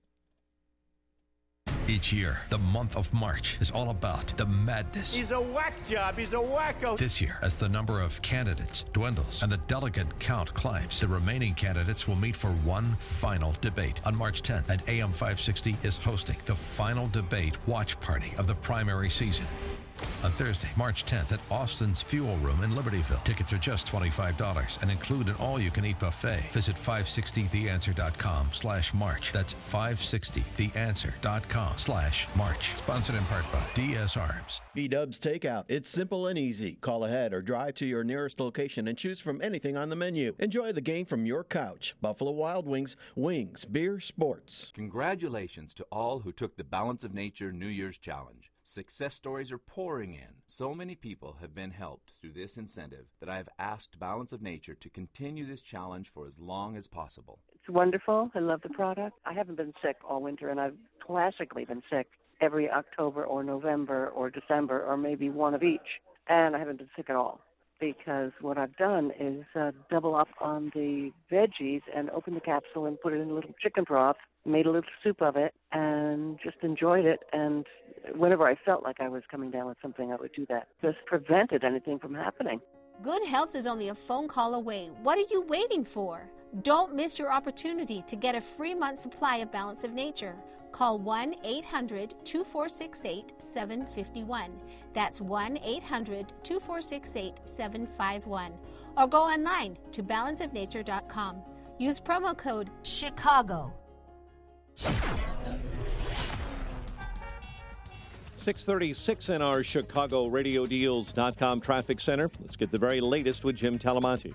Thanks, Mike. On the inbound Edens, traffic is heavy from Peterson to the junction. 21 minutes, Lake Cook to Montrose, outbound 19. Kennedy, running 23 minutes, O'Hare to downtown, outbound 22. The Eisenhower has delays, Wolf to Harlem. 40 minutes, Thorndale to the post office, outbound 32. Stevenson, 44 minutes, 3:55 to Lakeshore Drive, and 32 from the Tri-State. Outbound, it's fine. Orion is 20 minutes, 95 to downtown, I-57, 18 minutes, I-80 to the merge, Bishop Ford 20. Lakeshore Drive is good. Northbound Tri-State heavy at 290. Traffic is a service of WesternUnion.com's mobile app. You might be stuck in traffic, but your money shouldn't be. Send money around the world 24/7 with the Western Union mobile app. Download the app and send your money fast. Next time you need to send money quickly, get out of a jam and tap the Western Union app. It's money.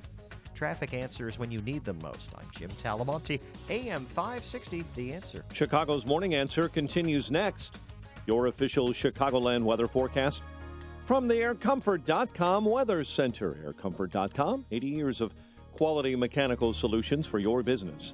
Chilly today, clouds will break for sunshine and a high near 30. 24 at O'Hare, 30 along the lakefront. This morning it is 13 in Aurora. Your next news update is at 7, and Chicago's Morning Answer with Dan and Amy continues next. On AM 560, The Answer. This hourly segment is brought to you by Draft Tech Engineers and Contractors. Check out their 3D scanning for your project. Draft Tech, draftingresults.com. Chicago's Morning Answer with Dan and Amy continues now. And make sure to stay tuned to catch me, Mike Gallagher, coming up at 9, only on AM 560, The Answer. Dan and Amy,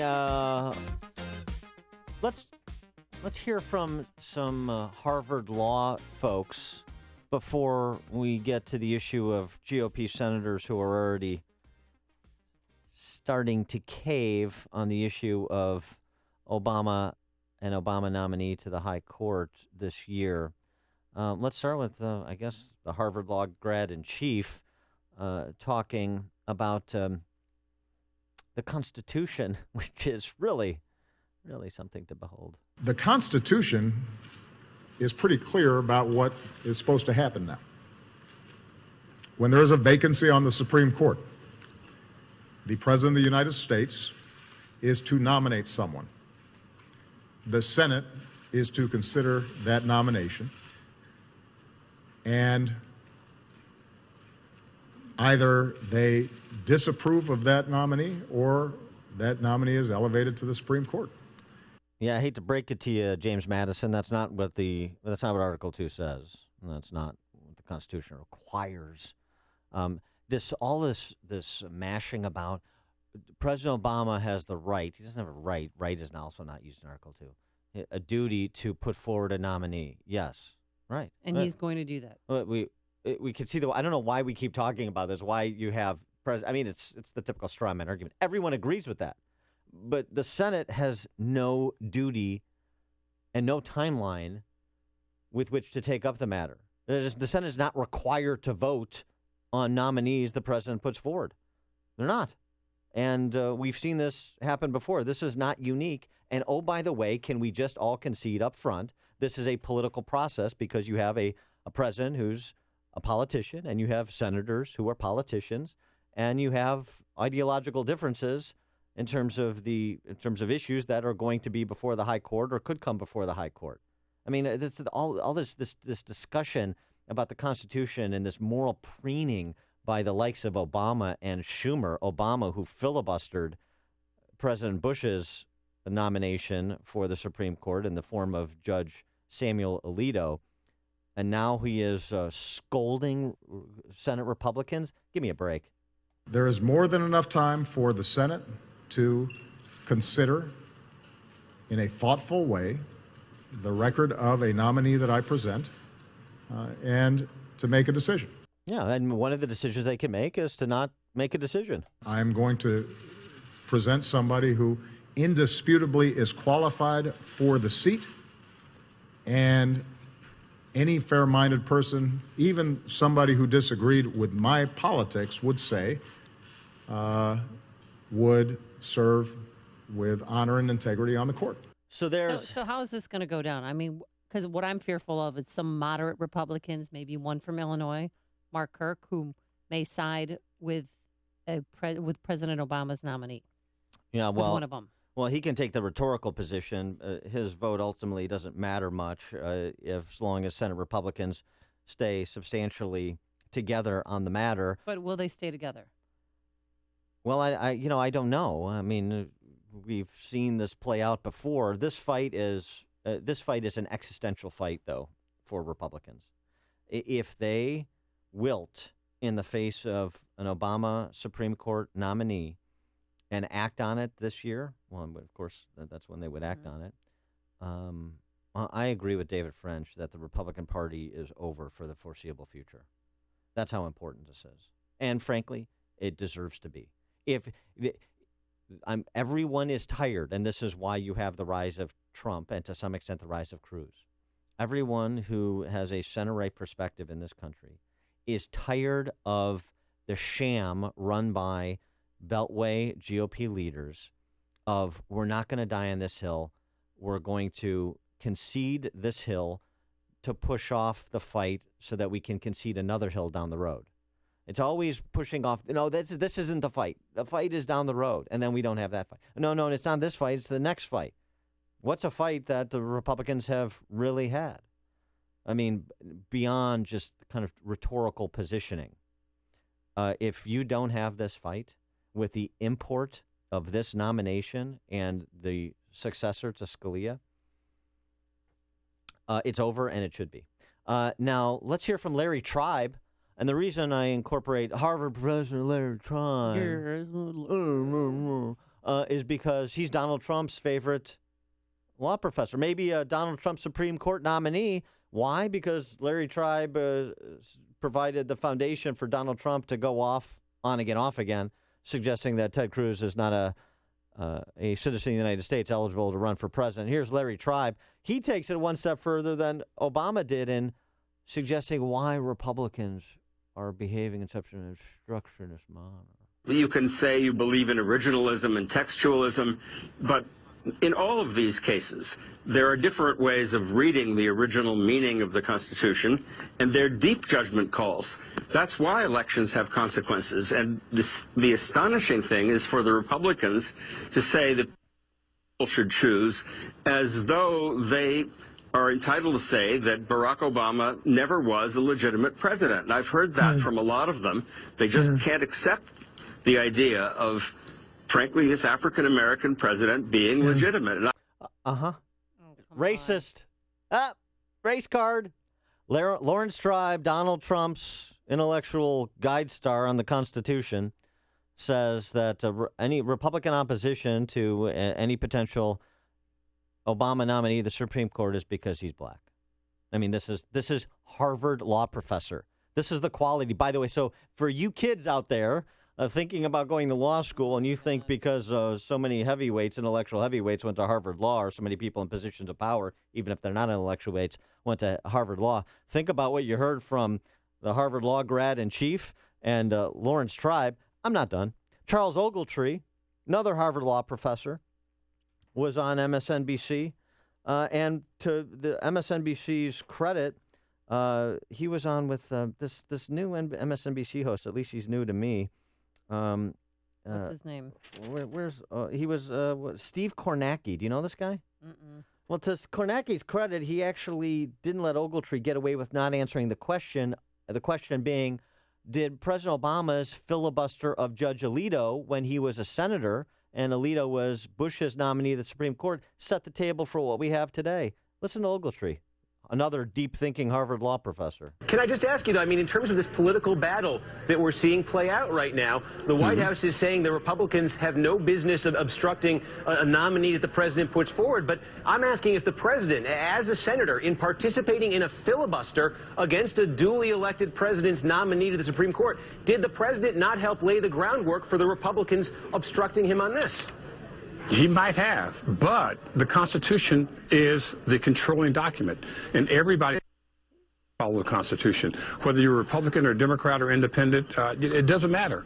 The Constitution has the rules. Yeah. Thanks, Professor. The Constitution is where the rules reside? No joke. So helpful. But at least he conceded the point. Perhaps he has. Yes, perhaps he has. No, he did. By the way, just one order of business on Scalia. This was very interesting. Gallup poll on Scalia, his favorability. Yeah. Let me guess. Wait. Go ahead. 90%. No. 70? No. 50? You're starting from a false premise.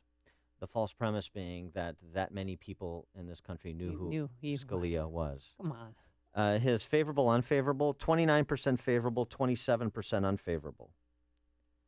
So almost a third of the country has never heard of Scalia. 1 in 6 have no opinion of him. It's instructive on a couple fronts. One is, don't be popular. And this is particularly instructive for politicians, pandering politicians. Don't be popular. Do something important in life for you kids out there. I feel like Steve Stone. For you kids out there listening, don't let the ball go through your legs. 27, 29, don't be popular. Just be the best at what you do, such that history will always remember you the same way we remember John Jay, one of the authors of the Federalist Papers, as one of the most important legal minds in this country's history. And that's how Scalia is going to be remembered, because he wasn't concerned about being popular. He was concerned about being intellectually rigorous and he was principled. Yep. And being right. 29, 27. Wow. Don't be popular. And you know what? If people don't know who you are, if you're not famous, so what? So what? Let's go to Ralph and Rantoul. You're on Chicago's Morning Answer. Yeah, good morning. Mitch McConnell, as we speak, is already writing the concession speech, because there's not a principle that he's avoided or a position that he's folded on since he became the leader. And Mark Kirk, I don't want to get into the Mark Kirk argument, because he was a rhino even before he had his medical problems. I'm not really sure that he's still able to serve properly. But and Scalia, I'm not surprised that his favorability ratings were so close, because most people probably thought he was a catcher for the Mets. Thanks for the call, Ralph. Mike on the north side. Good morning, Dan. Good morning, Blonde Ghetto Mama. Hi, Mike. How are you? First, I'd like to say, what definition of qualified is Barack Obama using? Is it the same definition he used when he appointed Elaine Kagan to the Supreme Court with no judicial experience? Was it the same definition he used when he endorsed Rich Daley, Rahm Emanuel, Pat Quinn, Rod Blagojevich is the best candidate? Is it the same definition he used when he gave Tony Rezko $60 million, when he gave Solyndra $650 million, or when he gave Valerie Jarrett's son-in-law $500 million for the rollout of Obamacare? Thanks for the call, Mike. You've made the switch, and it feels so good. You've switched to Chicago's Morning Answer on AM 560. The Answer. Your phone call's coming up. 312-642-5600 is the number. And you're going to like the numbers in the weather department, because they're rising. Today it will be pretty cloudy, but breaking for some sun by the afternoon, a high of 30 degrees. Tomorrow, 10 degrees warmer under cloudy skies and breezy. And then on Friday, very windy, but warmer, shower in the morning. And get this, a high near 60 degrees. Let's get the travel times. Here's Jim Telemonte. Thanks, Amy. Eden's inbound slow. Approaching the junction, we're looking at a travel time of 25 minutes. Lake Cook to Montrose. Outbound 22, there's a crash at Wilson on the left side. The Kennedy's getting heavier, 32 minutes, O'Hare to downtown. Outbound 26, the Eisenhower, 46 minutes from Thorndale to the Loop. Outbound 35, Stevenson, 46 minutes, 3:55 to Lakeshore Drive, 33 from the Tri-State. Outbound, it's fine. Ryan is 20 minutes, 95 to downtown. I-57, 23 minutes, I-80 to the Verge. Bishop 425. Lakeshore Drive still good. Northbound Tri-State heavy at 290. The other tollways are still okay.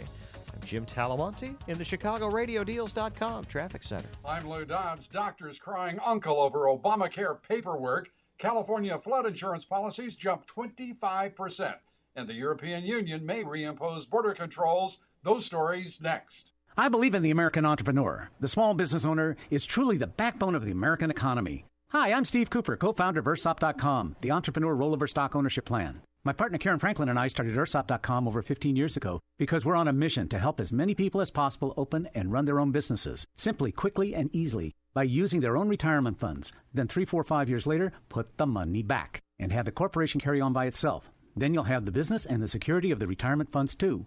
We recently worked with a gentleman who accomplished this in only 9 months. EarthSop.com can set it up for you in about 2 weeks. It's pre-approved by the IRS and it's totally legal. We've helped thousands of people achieve the dream of being their own boss. Give us a call and let's talk about how we can help you too. Call 866-MY-ERSOP. That's 866-MYERSOP. Invest in yourself. Call 866-MY-ERSOP. 866-MY-ERSOP. Reports out today on housing starts and industrial production may signal more about the direction of the U.S. economy.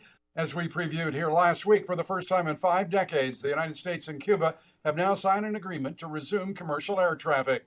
Doctors overburdened with Obamacare-related paperwork, they're asking for help from the government and insurance groups, and soon. FEMA reports that in the wake of El Nino rains, flood insurance policies written in California have jumped by 25%. Over 55,000 policies written just since August. And faced with the prospect of a new wave of illegal immigrants and refugees, the European Union is now considering reintroducing border controls for up to 2 years as they try to deal with the crisis. Currently, there are little or no controls on borders within the European Union. Please join me for Lou Dobbs tonight at 7 and 11 Eastern on the Fox Business Network. This is the Lou Dobbs Financial Report. You've heard us talk about it, and I know you want to go with us. We're going to Los Cabos, Mexico. Our trip is sponsored by Dermatology and Plastic Surgery Associates and by Artistic Dentistry. We're heading out April 2nd through April 9th, Saturday to Saturday. We're staying at the beautiful Los Cabos Golf and Spa Resort. Adults only, all-inclusive, all suites. It opened in December 2013. It's well-appointed rooms. It has 8 restaurants with award-winning chefs, 4 bars, a cigar bar for Dan, unlimited premium drinks, and 24-hour-a-day room service. The resort has 2 beautiful pools and 3 miles of pristine beaches. And adjacent to the resort, 2 9-hole golf courses. So if you've thought about it and maybe you're not sure, just Google it and look at the resort yourself and get more information by going to 560theanswer.com, keyword escape. That's 560theanswer.com, keyword escape. On AM 560 The Answer, we talk about the important issues that affect your world. Things like the economy, education, and foreign policy. There's always so much going on in the news that we don't always have the time to drill down and talk about the big ideas behind the big issues. That's where Upstream Ideas comes in. Upstream Ideas, online at upstream-ideas.com, in partnership with the Illinois Policy Institute, provides the kind of information that informs the policy discussions happening here on AM 560. At Upstream Ideas, you'll broaden the debate, move beyond partisan assumptions, and challenge accepted orthodoxies. In other words, Upstream Ideas goes against the current and thinks upstream. Go online now to upstream-ideas.com. That's upstream-ideas.com. You'll be armed with new information and fresh perspectives to spur you on to make the state of Illinois and the United States of America a bit more free, a bit more just, and a bit more civilized. Upstream-ideas.com. When elderly family require care, you insist on local medical professionals with specialized training in home services and nursing. Alliance Home Service is a leading family alternative to nursing home and institutional care. It's critical to ask the right questions when matching a caregiver to your loved one to maintain the most positive lifestyle for your entire family. Alliance Home Service is among a select group of Chicagoland companies providing in-home non-medical care such as hygiene, medication reminders, activities, and companionship guardianship, and medical care. All caregivers have the highest level of training and expertise. You'll experience the cost efficiency of in-home care as well as the level of caring you expect from family. Call founder and registered nurse Linda Weiler at 866-227-3459 or visit alliancecaregiver.com for a no-obligation family care consultation. Alliance Home Service. Our family caring for your family. That's 866-227-3459 or alliancecaregiver.com. AM 560, The Answer. Dan and Amy, I actually disagree with some of our callers. I think the Senate Republicans are going to hold because I think they understand the importance of this, even if you get conciliatory, mealy-mouthed rhetoric from the likes of Mark Kirk or even Charles Grassley, the chairman of the Senate Judiciary Committee. But I wanted to read this little excerpt. I think it's interesting, and share it with your friends who have this silly debate that President Obama is trying to foment. New York Times editorial in October of '84. This is about Robert Bork, who became a verb, right? New York Times. The president's supporters insist vehemently that having won the 1984 election, he has every right to try and change the court's direction. Yes, but the Democrats won the 1986 election, regaining control of the Senate, and they have every right to resist. This is not the same Senate that confirmed Rehnquist as Chief Justice and Scalia as an Associate Justice last year. I should say this was obviously 1988 editorial from the New York Times. The regaining control of the Senate, they have every right to resist. The New York Times opining on Senate Democrats when they were in control, and the issue was President Reagan's Supreme Court nominees.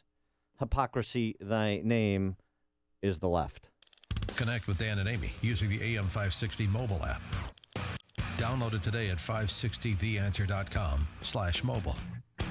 You're a physician, a nurse, or in the medical field. You have a sick patient who requires a custom, non-sterile compounded medication. This is some big news. You can refer with confidence your patients to Martin Avenue Pharmacy in Naperville, the first and only compounding pharmacy in DuPage, Kane, Kendall, LaSalle, DeKalb, and Western Will County to earn the Pharmacy Compounding Accreditation Board's seal of accreditation. The first and only. Patients and medical professionals want to know their compounding pharmacy is of the highest quality and has been independently verified. PCAB offers patients and medical professionals a way to verify that their compounding pharmacy is meeting the very highest and strictest national standards. When you know the difference, it makes a difference. Martin Avenue Pharmacy in Naperville, a PCAB accredited compounding pharmacy, 630-355-6400, or go to martinavenue.com. We make it better, like nobody else. We make it better. Martin Avenue. Hi, Barry Sterner, founder of your #1 home mortgage lender, Townstone Financial. I continue to get calls and emails from homeowners whose interest rates are above 4%. Please do yourself a favor. Take 1 minute. Dial 312-896-2111 or go to townstone.com and let us give you some no closing cost refinance options today. No closing costs means no hidden costs. I guarantee it, and I own the company. Remember, you don't have to restart your mortgage at 30 years or 15. We can customize the payback period. Also, if your home is worth less than what you owe, we still have the Government HARP program, which will allow you to refinance and save money. And anyone who has an FHA mortgage or one with private mortgage insurance definitely needs to call me now so we can lower your monthly mortgage payments due to the recent increase in home values. The call is free and so is my time, so dial 312-896-2111. That's 312-896-2111 or go to townstone.com. That's TOWNSTONE.com. Townstone Financial is an Illinois mortgage licensee 6629 and MLS 136639, equal housing lender. Quickly, CTU retweeted your sarcastic tweet. Yeah, they didn't get the sarcasm. That's what you're dealing with there. Oh. Coming up, we talked to Charles Thomas, ABC7 political reporter, about Governor Rauner's budget address today at noon. But first, into the newsroom we go. Here's Mike Scott. Amy and Dan, a coalition seeks to remove Anita Alvarez from the Laquan McDonald case. WIND Chicago News Times 7. News Radio, I'm Lisa Brady. A federal judge says Apple should help the FBI break the encryption on a terrorist's cell phone. The Apple CEO says not so fast. Fox News Radio's Rachel Sutherland live in Washington. Apple chief Tim Cook says the tech giant will fight a judge's order to help break encryption on an iPhone belonging to Syed Farouk, one of the San Bernardino shooters. These California residents are skeptical of police and phones. I don't even let my friends get into it, so why would I let the police? People think that, it can be taken advantage of, that maybe the police are looking into more than what they say they're trying to find. Cook says cooperating with the FBI would create a backdoor that could be used on future devices. Law enforcement officials say encryption can be a problem during investigations. Lisa. Thanks, Rachel. A new national poll finds Donald Trump with a 20-point lead on the Republican side of the presidential race. Marco Rubio edging out Ted Cruz by 1% for second place. Hillary Clinton has a 2-point lead over Bernie Sanders in that Quinnipiac poll. President Obama undaunted by Republican critics who say the next president should nominate a replacement after the death of Supreme Court Justice Antonin Scalia. Basically, you let the vote come up and you make sure that a well-qualified candidate is able to join the bench, even if you don't particularly agree with them. But South Carolina Senator Tim Scott says Republicans must stand their ground. It is so important that we maintain this equilibrium that we've had for the last several years on the court. That means that we need to have a juggernaut of a conservative to replace Scalia. The president, though, says he will make a nomination in due time. Pope Francis wraps up his trip to Mexico with a visit to a prison and a stop at the Texas border. He's expected to stop at the border fence and give a blessing in honor of migrants. You're listening to Fox News Radio, fair and balanced. Gray skies this morning, 28 degrees, winds north at 6 at 7:02 on AM 560. The Answer. Good morning, I'm Mike Scott. Hillary Clinton will campaign in the Chicago area today with the mother of a suburban black woman found dead in a jail cell following a traffic stop in Texas. The Democrat presidential candidate will be joined by Geneva Reed Veal, the mother of Sandy Bland, for a rally today here in Chicago. You may recall a medical examiner in Texas ruled Bland's death a suicide, although Bland's family has questioned that account. Cook County State's Attorney Anita Alvarez suggests that a push for a special prosecutor to take over the case of a white police officer charged in the shooting death of a black teen is politically motivated. Her statement yesterday came after a coalition of attorneys and others said they have filed a court petition for the appointment of a special prosecutor in the Laquan McDonald case. Those calling for Alvarez to remove herself, Cook County Commissioner Jesus Chuy Garcia. It is clear that any oversight of this case has been mishandled. In her written statement, Alvarez denies there's any such conflict. Chicago will begin releasing videos of police shootings and deaths in custody within 60 days after drawing fire for refusing to release the Laquan McDonald shooting video for more than a year. Governor Rauner delivers his budget address today to the General Assembly, but his dispute with the Democrats that made 2016 the year without a budget shows no signs of being resolved. As AM 560's David Stewart reports. The governor is not expected to change his stance that Illinois needs pro-business reforms and limits on unions to grow its way to solvency. Democrats still insist reforms in the budget shouldn't be linked, and they make it clear that people are hurting. Lawmakers, including Senator Donnie Trotter, marched to Rauner's office with a doomed bill to fund college tuition grants. He has heard from the students. He has heard from the administrations how this is hurting the universities. Meanwhile, the House has voted to send the labor dispute between Rauner and AFSCME to arbitration, but Rauner has vowed to veto that as well. David Stewart, Chicago. Chinese e-commerce powerhouse Alibaba has bought nearly 33 million Groupon shares. That gives the company about a 5.5% stake in the Chicago-based online daily deal service. Chicago sports, college hoops in the Big Ten. Purdue over Northwestern by 10. Illinois top Rutgers 82-66. In the MAC, the Northern Illinois Huskies keep pace in the MAC West with division leader Ball State after a 71-60 win over Bowling Green. The news, a service of WesternUnion.com's mobile app. You might be stuck. Your money shouldn't be. Send money around the world 24/7 with the Western Union mobile app. Download the app, send your money fast. Next time you need to send money quickly, get out of a jam and tap the Western Union app. It's money. A check of traffic and weather on the way next on AM 560. You don't win by accident. It's the Dave Ramsey Show. So this is your year to win. You don't get out of debt. You don't save your marriage by accident. You don't increase the quality of your marriage by accident. You don't raise great kids accidentally. These are intentional acts that you make choices on the variables in your environment and you form and control your life. Make the most of your money and get out of debt. He's Dave Ramsey, tonight at 7 on AM 560. The Answer.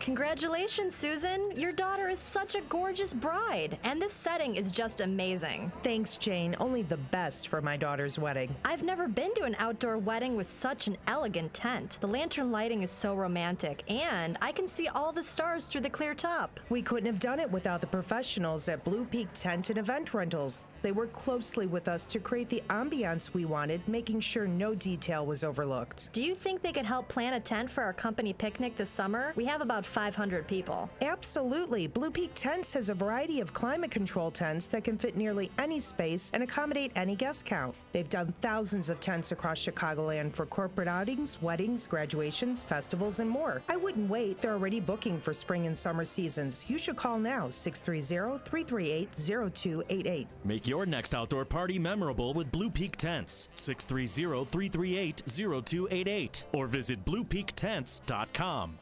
Not available in California. Here's a great idea for a business: health food and vending machines. Who doesn't want healthier choices? Imagine the money you could make. Well, the guys at Fresh Healthy Vending have already thought of it and have secured locations ready for healthy vending machines. Most of our franchisees work fewer than 15 hours a week and are amazed at the income they're making and how fast their business is growing. So go to readyforfresh.com right now. Type in promo code 1212 and receive an immediate 50% savings on franchise fees. That's right, we'll pay half of new franchisees' fees. Readyforfresh.com 1212. Uber is an app that helps you make extra money just for driving your car. And because it's totally flexible, you don't have to quit your day job to make more money, because you can drive and earn whenever you want. There are 3 simple steps to start making money. First, sign up for free on your phone. Second, answer a few questions and get approved. And third, start driving. So, what are you waiting for? Sign up today at drivewithuber.com. That's drivewithuber.com. 7:07 in our ChicagoRadioDeals.com traffic center. Here is Jim Talamonte. Thanks, Mike. On the South Shore line, we're seeing 15 to 30-minute delays right now. There are some earlier mechanical problems on a train that's affecting the westbound side. Metra has a delay on the Milwaukee West line. There is a car on the tracks near Schaumburg, so train 2210 is stopped right now. Before that, the Edens has inbound delays starting at Toohey. 29 minutes Lake Cook to Montrose, outbound 23. The Kennedy is now 40 minutes O'Hare to downtown, 18 from Montrose, 15 of the Express, outbound 32 minutes to the airport. The Eisenhower, 53 minutes, Thorndale to the post office, outbound 35. Stevenson, 52 minutes, 355 to Lakeshore Drive, outbound it's clear. Ryan is 19 minutes, 95th to downtown. Southbound Tri-State, slow 137 to 176. There's a crash on the right shoulder. Northbound heavy, Reagan Tollway to North Avenue. Adams Tollway, it's slow from Barrington Road to 53. Traffic answers when you need them most. I'm Jim Talamonte, AM 560, The Answer. Chicago's Morning Answer continues next. Your official Chicagoland weather forecast from the AirComfort.com Weather Center. AirComfort.com, 80 years of quality mechanical solutions for your business. Here is meteorologist Kevin Snyder. Clouds break for some sun today with a high 30, then a partly cloudy night, low 18. Sun followed by clouds tomorrow, breezy with a high 40. Wind gusts up to 30 miles per hour, then remaining cloudy and windy through the night with a shower in spots, low of 38, with temperatures rising into the middle 40s overnight. I'm Kevin Snyder on AM 560, The Answer. 24 at O'Hare, 30 along the lakefront. Next news, 7:30. Chicago's Morning Answer with Dan and Amy continues next on AM 560, The Answer. This hourly segment is brought to you by Radio Garden Sense, a show bringing your property's gardening needs alive. Radio Garden Sense, Sunday mornings at 11 on AM 560, The Answer. Good morning. Welcome to your Wednesday morning briefing. Here's what you need to know to start your day. The Constitution is pretty clear about what is supposed to happen now. When there is a vacancy on the Supreme Court, I expect them to hold hearings. I expect there to be a vote. He has done such a lousy job as president. And we keep rewarding people who tell us things they know they can't do because it pushes our hot buttons. We can't go forward together. Some of the groups that she won in 2008 against Barack Obama, she's now losing against Bernie Sanders. Is South Carolina Jeb Bush's last stand in this race? No, it isn't. The obituaries have been written about me like once a week, and we're in it for the long haul. This is Chicago's Morning Answer with Dan Proft and Amy Jacobson on AM 560. The Answer.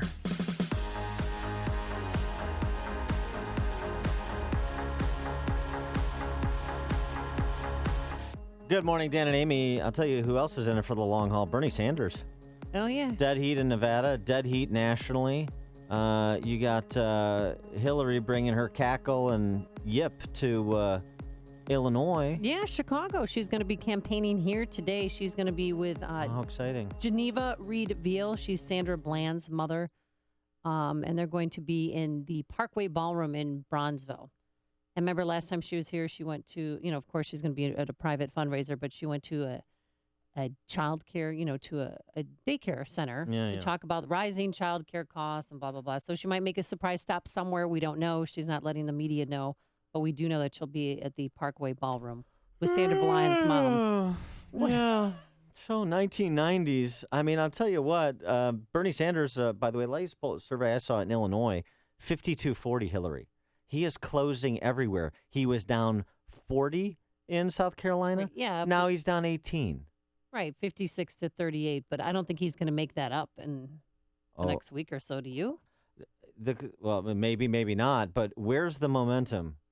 And if Bernie Sanders is showing the ability to attract minority voters, Latinos as well as African Americans, as he is in Nevada, otherwise he wouldn't be in a dead heat with her, as he is starting to, because he's closing the gap in South Carolina because he's closing the gap among African American voters in South Carolina. Oh, boy. We got something going on the other side. So it's just very interesting, and I don't think Sandra Bland's relatives are going to be able to save Hillary Clinton. But let's turn our sights statewide for a minute, because Governor Rauner gives his annual budget address today at noon in Springfield. What will it contain? There is no budget, so will it be a short address? Wouldn't it be great if you just walked up and said, "There's no budget"? It would be great if he drops the mic. If he walked up, he turned and pointed to Mike Madigan and said, "We have no budget, and we're not going to have one until this guy is gone." And then left. I think it would be elegant in its simplicity and succinctness. But for more on what's likely to be contained in the budget address, we're now joined by our friend, ABC 7 political reporter Charles Thomas. Charles, thanks so much for joining us. Appreciate it. Hey, good morning. Sitting here in the hotel room in Springfield, getting ready for battle. Yeah, there you go. Or to watch the battle. Putting your war paint on and all that. Well, yeah. I can remember being in this town last summer in one of the local saloons having a beverage, and I remember one of my co-conspirators that night predicting that this day would come, that Bruce Rauner would be standing in the House chamber on February 17th, 2016, delivering a budget speech, not having had a budget approved for the previous year. I mean, that was a prediction. I can remember it clear as night. Well, and as usual, in Illinois, whatever the worst possible outcome is, that's what's likely to happen. And so this is where we are. So what do you expect the governor to say this afternoon? Well, I expect him to, and his office telegraphed it last night, saying that he would ask the legislature to move the children out of the way of the war here, and to slightly increase education funding year to year, and to pass a separate bill affecting education funding, and then they'll go back to fighting. But hasn't he brought up the proposal yet to Mike Madigan in private meetings? I heard yesterday from a really good source that they are having private meetings, that in fact they've actually had, there was an effort to actually sit both of them down to dinner several weeks ago. And the morning of the dinner, Bruce Rauner accused Mike Madigan of being corrupt. He said it publicly. And Madigan suddenly canceled the dinner. Oh. But yeah. I mean, I heard that from an impeccable source. That's the phrase. That's the phrase. Well, I mean, if the idea of passing a standalone piece of legislation that slightly increases education funding, where's the money for that slight increase in education funding going to come from? Number one. Number two. Where all the money's come from over the last nearly 8 months, where all that money's come from. It's imaginary. Well, Very lucky. Well, right. I mean, you kind of pay as you go per judicial orders, but doesn't that also put both of them potentially in the trick bag of engendering even more opprobrium from social service providers and other state vendors who haven't been paid than they've already engendered? Oh, for sure. I mean, there's going to be, but the bill is mounting. What does the Civic Federation say? They're going to need to raise $9.5 billion. That's with a B dollars over the next 4 years to really make up for what they're losing by spending money at a rate that hasn't been appropriated yet, or it hasn't been accounted for, at least with any kind of revenue increase. They're continuing to, they're continuing to spend money as though it's there when in fact it isn't. And I mean, at some point this spring, obviously, they're saying that, universities, for instance, are going to have to close, and some of these social services agencies are not going to be able to borrow any more money to stay afloat. The thing that go ahead. What's really interesting here is that nobody talks about the revenue increase. Nobody talks about taxes here. I mean, the governor has said, "Hey, Speaker Madigan, go ahead and pass a tax increase. Send it to me. I'll veto it. Then you go use your supermajority and override me, and we'll all, live happily ever after." But the speaker doesn't want to talk about revenue, at least not in his chamber, in terms of taking a vote.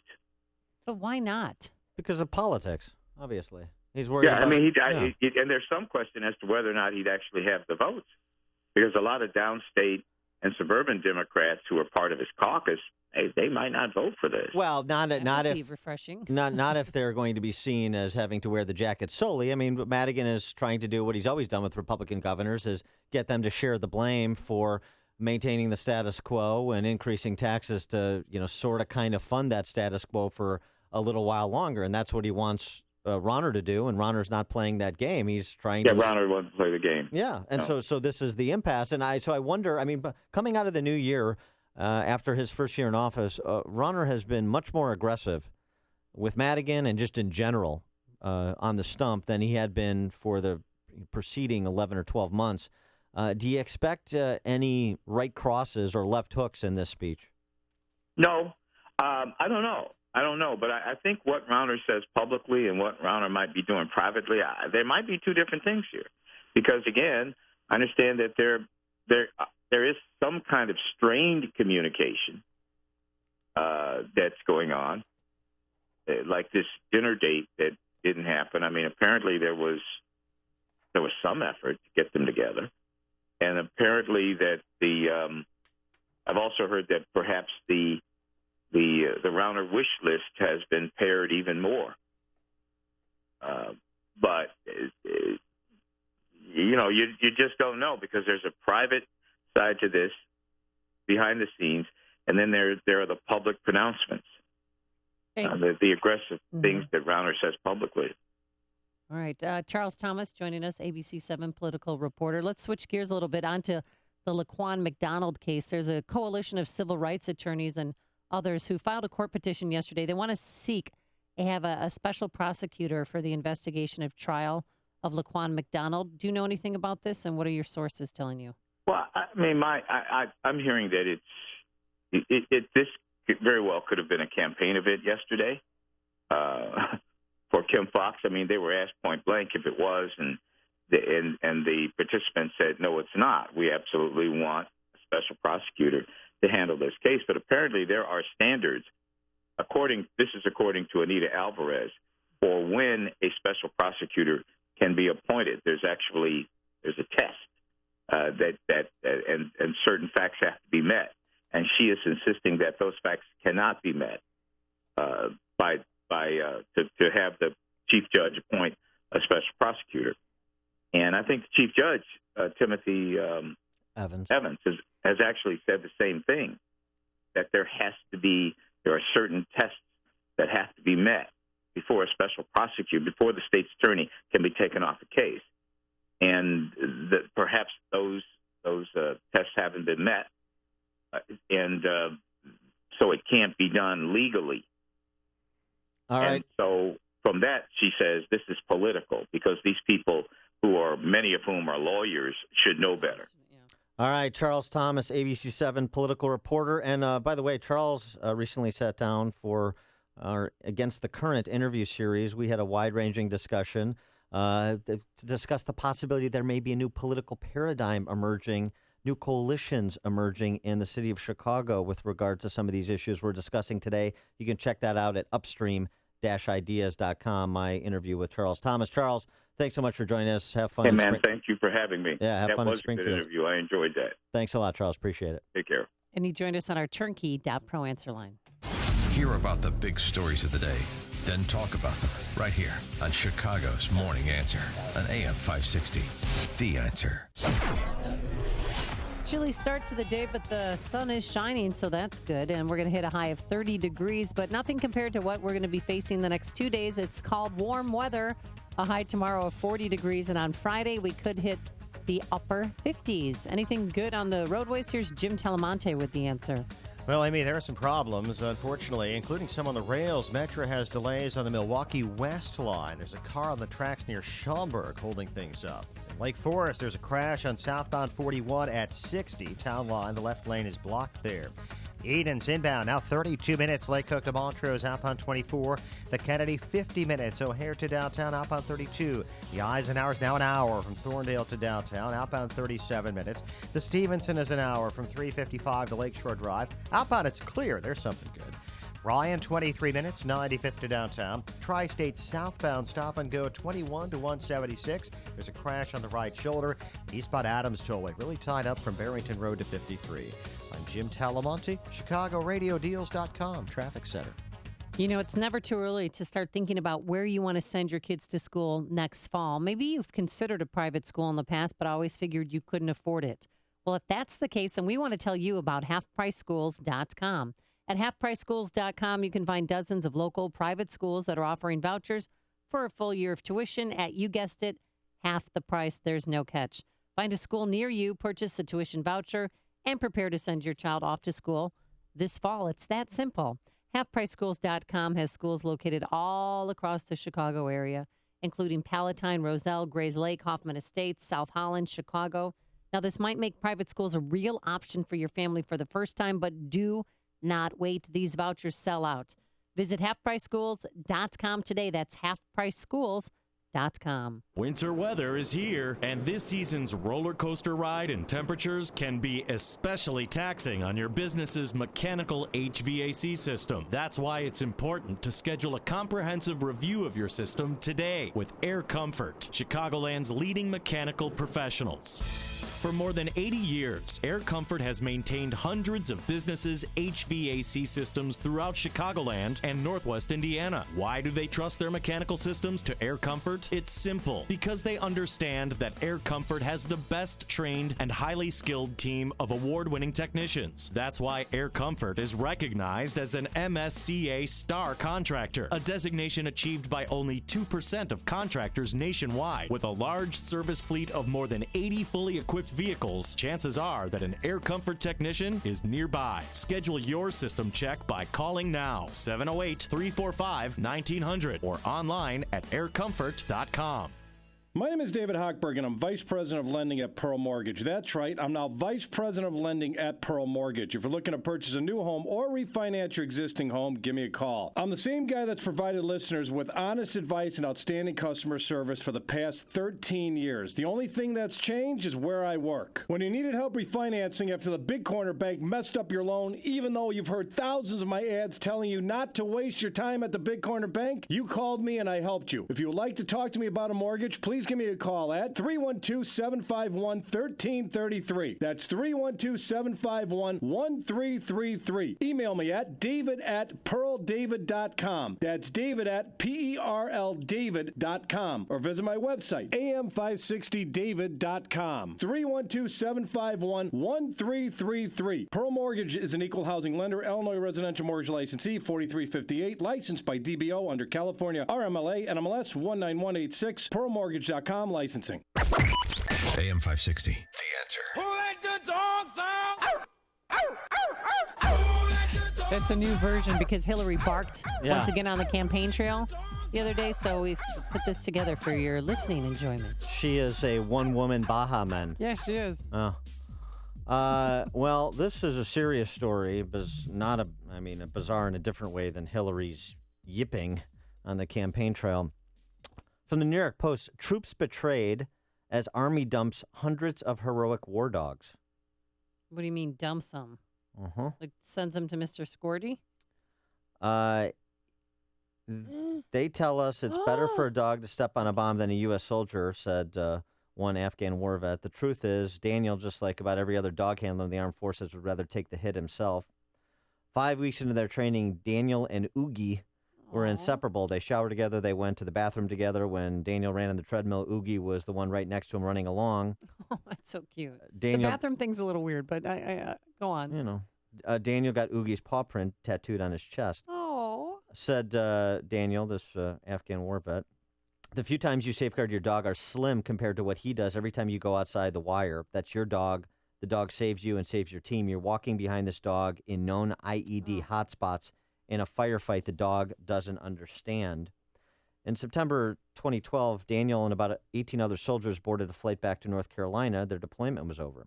Waiting on the tarmac were employees from a North Carolina-based company called K2 Solutions, which had the government contract for the dogs. Within moments of deplaning, the handlers got to pat their dogs on the head, say their goodbyes, then watch as the dogs were boarded on a truck and driven away. Said Daniel, it's a bunch of infantry guys, and no one wants to be the first one to start crying. But it didn't take You're long. making me cry. There wasn't a dry eye. Oh, stop. Well, the separation anxiety must have been awful for the dogs and the soldiers. The only solace these soldiers had was the knowledge that they could adopt their dogs. They could apply to adopt their dogs, and the passage of Robbie's Law in November 2000 would protect that right. More than 3 years later, Daniel still doesn't have Oogie. The dog has vanished.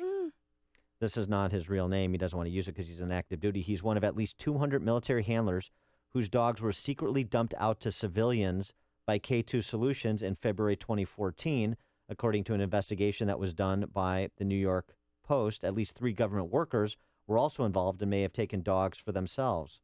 It's a scandal that continues to this day with hundreds of handlers searching for their dogs and the Army, the Pentagon, and K2 Solutions covering up what happened and what may still be happening.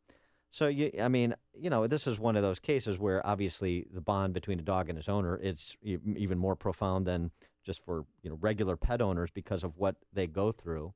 Oh, yeah, they're it's like saving their lives. A police officer and a canine officer Right. is similar to that. Well, we have seen some instances where the dogs have been brought back from Afghanistan and Iraq and arrive at O'Hare. Those tearful reunions that you see, but not too often. I think I've seen about 2 reunions in 3 years. Yeah. But when they happen, it's really, you get steamy-eyed and talking about it. And we provide, and as is appropriate, service dogs to veterans who are suffering from PTSD. There's research that suggests that helps veterans cope with PTSD. Listen to this one. Brian Korntz, who did 3 tours of duty and has PTSD, when I contacted K2, they were like, she's gone and adopted out. I got in contact with them in February of 14, the same month that K2 was holding multiple adoption events where they adopted out dogs, not to their handlers, but to others. Like civilians, yeah. So, it's just another instance of, frankly, I think this qualifies, inhumane treatment of veterans. It's not just with respect to health care at the VA. It's also with respect to how they're treated when they get home, even though there are laws in place to protect or give them first priority for. Well, they get right of first refusal. That's what I thought. Well, that's the Robbie's Law reference, Right. and so there's a law in place to protect them, give them priority for their brothers in arms that happen to be canines, and not turning out that way. Well, I have a great idea. End our government contract with K2 Canines. Find another company that will be loyal. It's a real simple solution. That's a start. You know how to cut to the core of me, Baxter. You're so wise. You're like a miniature Buddha covered in hair. It's news, opinion, insight. This is Chicago's Morning Answer on AM 560. The Answer. I noticed a difference the first bottle that I went through, definitely. And I just add it to my daily food is what I do, and it's great. It definitely works. Definitely more energetic, more clear thinking. I don't have what you would call a very good diet. We don't do 3 meals a day type of deal. So adding that definitely helps. I just also want to let you know that, man, I really feel the difference. I never get sick. I'm 55 now, but I mean, I don't look it. I definitely really see the difference with them. So it's like, it's great. I do love it, actually. I can feel a difference. Good health is only a phone call away. What are you waiting for? Don't miss your opportunity to get a free month supply of Balance of Nature. Call 1-800-2468-751. That's 1-800-2468-751. Or go online to balanceofnature.com. Use promo code CHICAGO. Oh, just thinking about it makes me want to return immediately to the Ritz-Carlton Dove Mountain Resort in Arizona. It's just outside of Tucson, and really, this place is spectacular. The resort is cradled by 5 mountain ranges, and there are endless outdoor activities: tennis, horseback riding, 20 miles of world-class hiking and biking trails, which are on the property. If you're a golfer, this is the place to go. World-class golf course designed by Jack Nicklaus, 27-hole course. I played once with my friend Tim Anderson there. It was challenging. And then after you're done playing golf, relax in one of their 3 pools. There's a luxurious spa rated number 3 in all of North America. And you're surrounded always by the Sonoran Desert. And guess what? Sunshine 350 days a year. No Zika virus here. And there's no shortage of things to do, whether you're looking for family adventure. They have water slides for the kids, a kids club, or you can just relax or take a romantic getaway. The Ritz-Carlton Dove Mountain is the place to visit. Special rates and packages are available right now for your spring break. So visit ritzcarlton.com/Dove Mountain for all the details. That's ritzcarlton.com/Dove Mountain. I can't wait to go back. It's a trip, a vacation you will always remember. Coming up on Chicago's Morning Answer. We'll review the respective presidential candidate tax plans with Steve Moore from the Heritage Foundation at 7:37. And then later, a well-known anchor is leaving. We'll tell you who and we'll tell you why. But first, let's go back into the newsroom. Here is Mike Scott. Amy and Dan, we have clouds and sunshine this morning in Chicago, 23 degrees. Apple CEO Tim Cook says the company will not follow a judge's order to help the FBI break into a San Bernardino shooter's iPhone. The FBI wants Apple to remove the limit on the number of times a passcode can be tried. Back in December, Cook explained his stance on the matter in an interview with CBS's 60 Minutes. I don't believe that the trade-off here is privacy versus national security. I think that's an overly simplistic view. We're America. We should have both. Cook says that would require Apple to write a code for a back door, and that could be open to abuse. The president says he's sticking to his plan to nominate a candidate to replace the late Justice Antonin Scalia. I suspect that on certain issues, she agrees with me more than Bernie does. On the other hand, there may be a couple issues where Bernie agrees with me more. I don't know. I haven't studied their positions that closely. At a briefing yesterday, the president said the Democrat nominees are supporting him in the Constitution being clear on what should happen in the event of a vacancy on the Supreme Court. Hillary Clinton campaigning here in Chicago with the mother of a suburban Chicago woman found dead in her jail cell following a traffic stop in Texas. The Democratic presidential candidate joined by Geneva Reed Veal, the mother of Sandy Bland, today for a stop here in Chicago. 2 911 operators are now on suspension without pay because they refused to send Chicago police to a West Side disturbance that led to the shooting deaths of Quintonio LeGrier and a neighbor, Betty Jones. Chicago sports, Purdue beat Northwestern in Big Ten college hoops last night, Fighting Illini over Rutgers and our Northern Illinois Huskies top Bowling Green in the MAC 71-60. The news, a service of Illinois Partners for Clean Air. With so much going on in and around the city, imagine going on public transit. You'll save time and money and reduce air pollution. Learn to breathe easy and save easy with Illinois Partners for Clean Air at cleantheair.org. 7:35 and a check of traffic and weather on the way next on AM 560. Mike Gallagher sees 2 reasons for Bernie Sanders' rise. It would be because of perhaps millennials who are very excited about free stuff, because that's what Bernie Sanders keeps offering. Meanwhile, Hillary is up to her eyeballs with the new reports about top secret emails on her server. Most people don't trust her, and maybe this is why a 74-year-old socialist is doing so well. The Mike Gallagher Show, weekdays at 9, right before Dennis Prager at 11 on AM 560. The Answer. LiveWatch helps you connect and respond up to 10 times faster in an emergency. LiveWatch has no long-term contracts. Save up to 50% off home security. Call 855-LiveWatch or visit livewatch.com.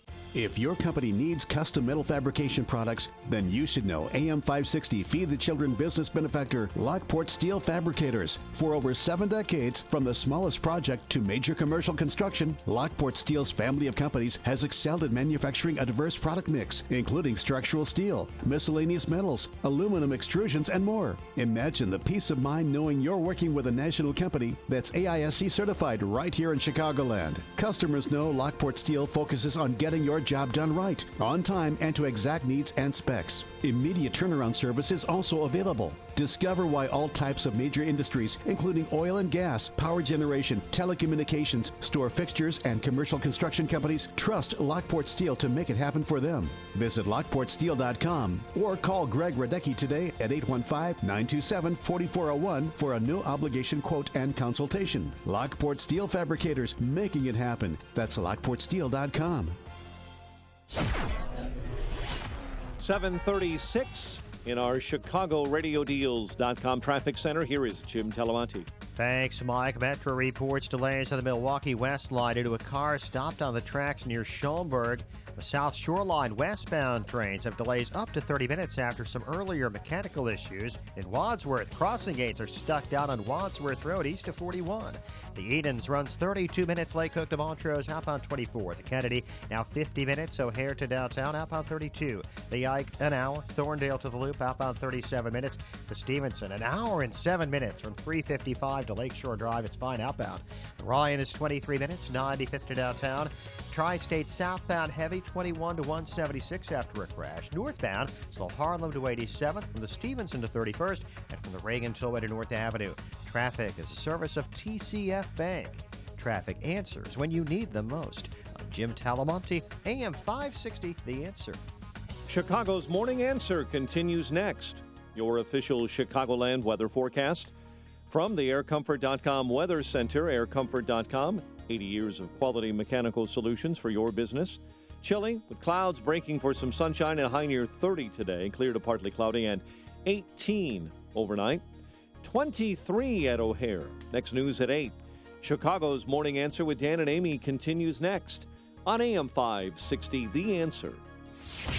This hourly segment is brought to you by Dermatology and Plastic Surgery Associates, reminding you to wear sunscreen. Visit dpsamed.com. You want more than just the headlines? Find out what's going on and what it means with me, Dennis Prager, this morning at 11, right here on AM 560, The Answer. Good morning, Dan and Amy. And Amy, you know what that music means. It means it's SM time is here. for Stephen Moore. That's right. But before we do that, Yes, Dan, what would you like to do? I want to reference, and I think our friend, Chief Economist at the Heritage Foundation, Stephen Moore, will appreciate this. I want to reference a piece that Justice Antonin Scalia wrote for the Cato Institute some 31 years ago, before he was a Supreme Court justice, talking about the issue of civil rights versus economic affairs. And he wrote, contrasting economic affairs with human affairs as though economics is a science developed for the benefit of dogs or trees, something that has nothing to do with human beings, with their welfare, aspirations, or freedoms, that, of course, is a pernicious notion, though it represents a turn of mind that characterizes much American political thought.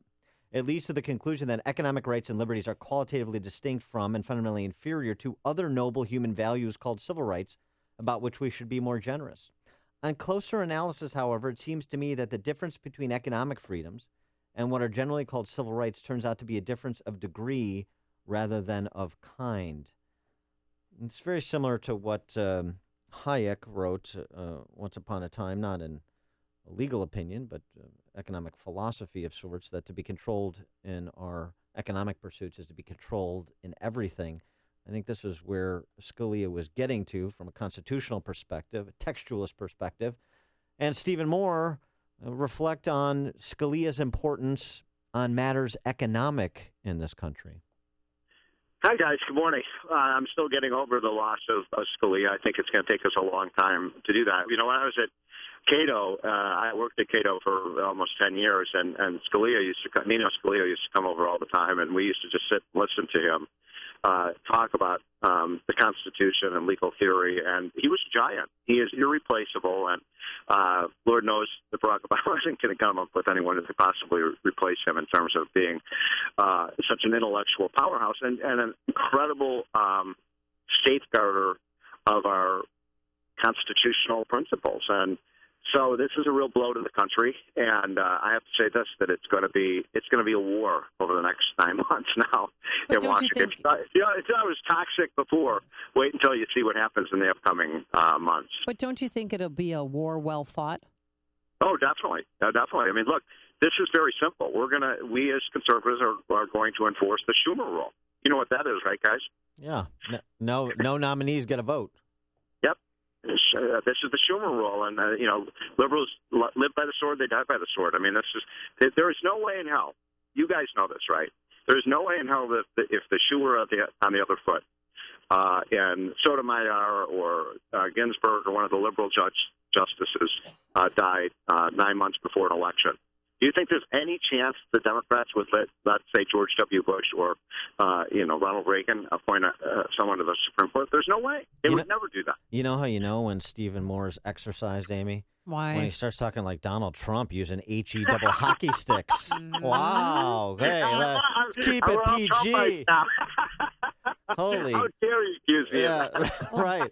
We all have to suck up to the guy now, right? He's going to be the Republican nominee, for goodness sake. That's right. Yeah. It's not over yet. I still think Jeb Bush has a chance in South Carolina. Crazy. A chance to do what? I didn't hear that. Who's your upset pick? My upset pick is Jeb Bush coming in third in South Carolina. All right. I have to say this, to you guys. When this all started, if you ask me this question, which of these, how many people are left standing? 5. But even if you go back to the original 12 or 13, and you ask me who would be the best conservative, free market reformer president, there is no doubt in my mind that the answer to that question is Jeb Bush. Jeb Bush was an incredible governor. You mentioned Cato Institute. I used to do what we called the Cato Institute report card on the governors, where we looked at their economic policies, who was cutting taxes, reforming education and entitlements, and balancing budgets. And Jeb Bush was number 1 every year. So he has an amazing record. I'm not so sure trotting out George W. Bush, as much as I have a fondness for the former president. I don't think that works for Jeb. I think he doesn't get it, that people don't want a fourth Bush term. He's never really, he's never set out a separate kind of identity and never put to rest this fear that people have that we're going to have another Bush term. And I think that's why I agree with you. I think he's going to do better than expected, but I don't think he's going to beat Trump. No, or finish third for that matter. I'm just mark my words. I'm telling you, All Jeb right. Bush is coming in third in South Carolina. You put a marker down. I'm going to defer to you as one of the great political experts of all time. I often am dubbed that. Yes. So please. Right. She wears that I wear badge. proudly. Yes, with a plum. Guys, the big story, I think what's happened in this election is not really the Republican side of the aisle. It is the lunacy that's going on the Democratic side of the aisle. I am actually one of the dozens of people who has to listen to these debates the Democrats put on. And what country are they talking about? Really, it is the most crazy thing. They're talking about, 70% tax rates. Everything's going to be free, guys. Everything. Healthcare is going to be free. Kindergarten is going to be free. Pet care is going to be free. Minimum wage is going to be $20 by the time Bernie Sanders is done. So good.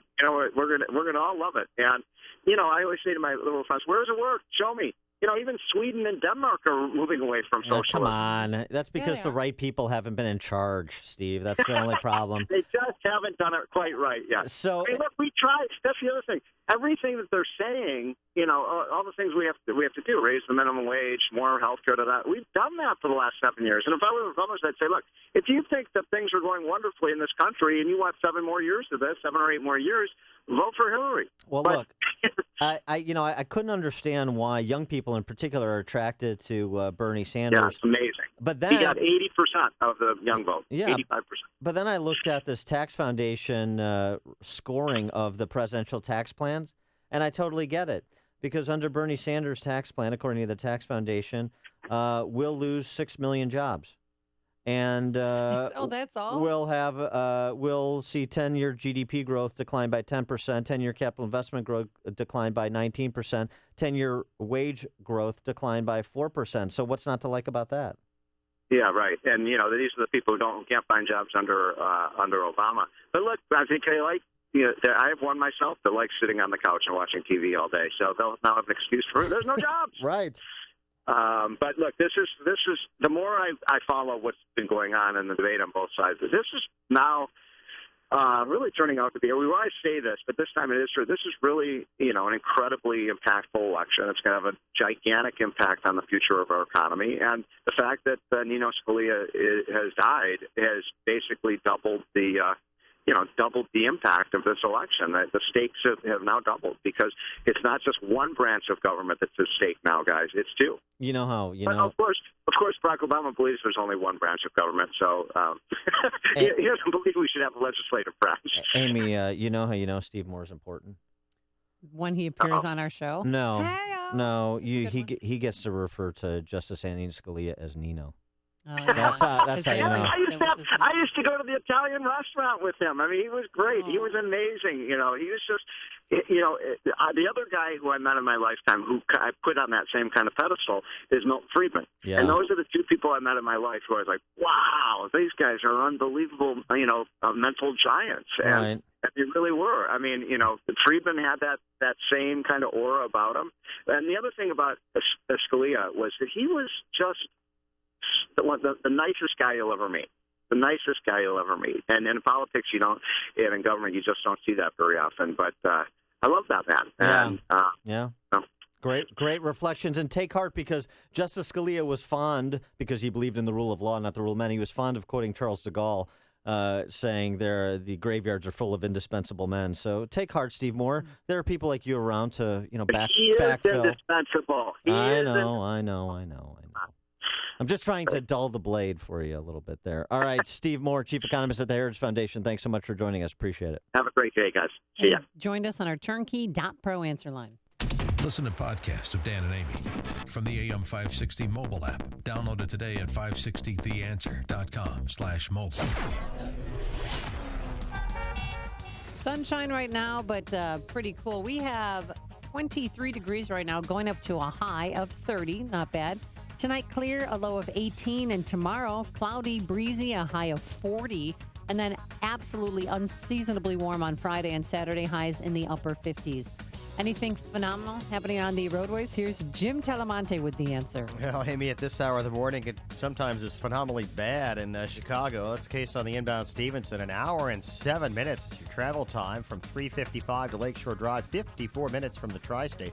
Though it is phenomenally good outbound with no delays to report. Metro trains are moving again on the Milwaukee West line, but inbound delays are 10 to 50 minutes. There was a car stuck on the tracks near Schaumburg. Eden's inbound 32 minutes. Lake Cook to Montrose outbound 24. The Kennedy an hour. O'Hare to downtown outbound 38 minutes.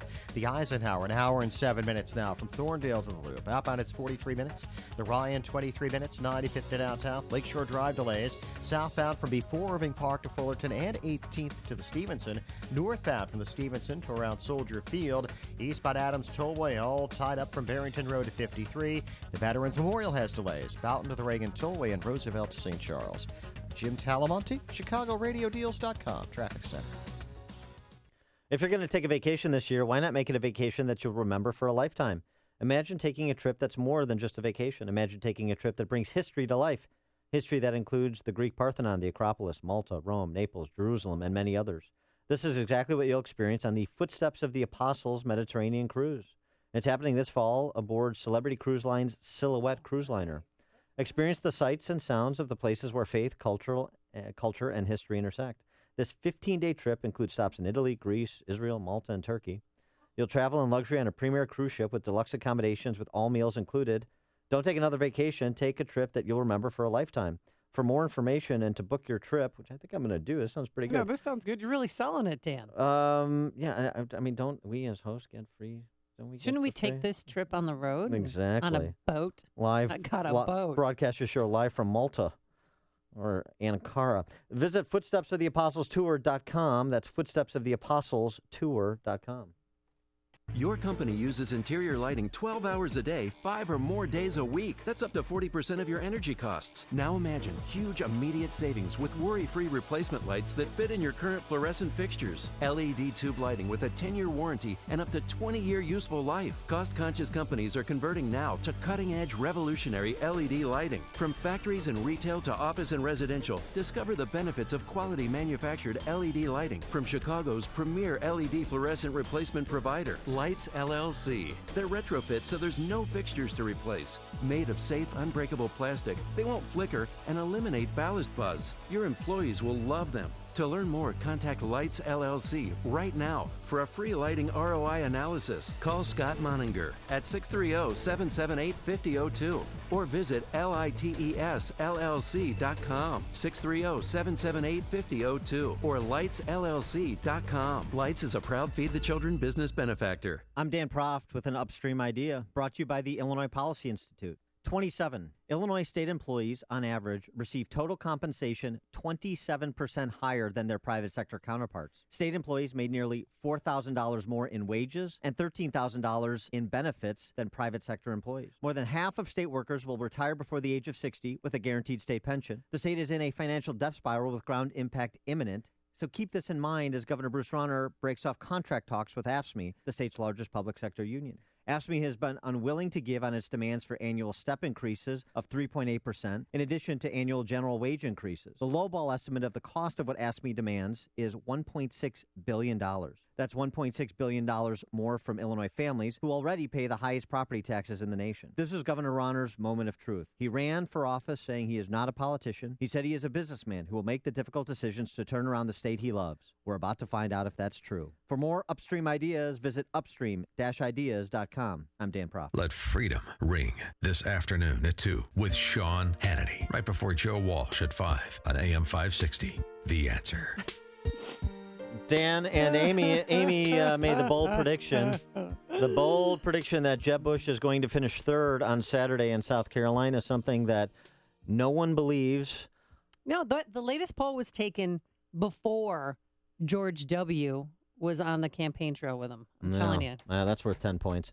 Mhm. Andrew and Elmhurst here on Chicago's is. Morning Answer. Hey guys, love both of you, by the way. Thank you. My big thing right now is that I was listening to Hannity and he had Bush on, Jeb that is, and I missed the intro, so I didn't know who it was. And I just was listening and just thinking to myself, like, this guy is right. This guy's got everything. This guy's got the answers. And then I heard it was Jeb Bush. And I got to know, like, what if he was not a Bush, you know, if he didn't have this legacy of his brother and his father before him, I mean, where would he be today? He would be Jim Gilmore because 10 years being removed from being a governor of a state, very difficult to compete. The only reason he's in this race is because he's a Jeb, but because he's a Bush and a Jeb at that. But it cuts both ways. Thanks for the call, Andrew. Now, the reason I was tearing up at the beginning of the segment with that sad, sappy music is because a well-known anchor in Chicago is leaving. Well, it is with mixed feelings that we have to say congratulations to our own Stephen Holt. Stephen is heading to our affiliate, our other own station, our sister station in New York, WNBC. He will be anchoring the 4 p.m. newscast there. Now, he's been here for 5 years. I'm moving to New York because I don't want to lose him. I can't not watch Stephen Holt read the news. He reads the news better than anyone else.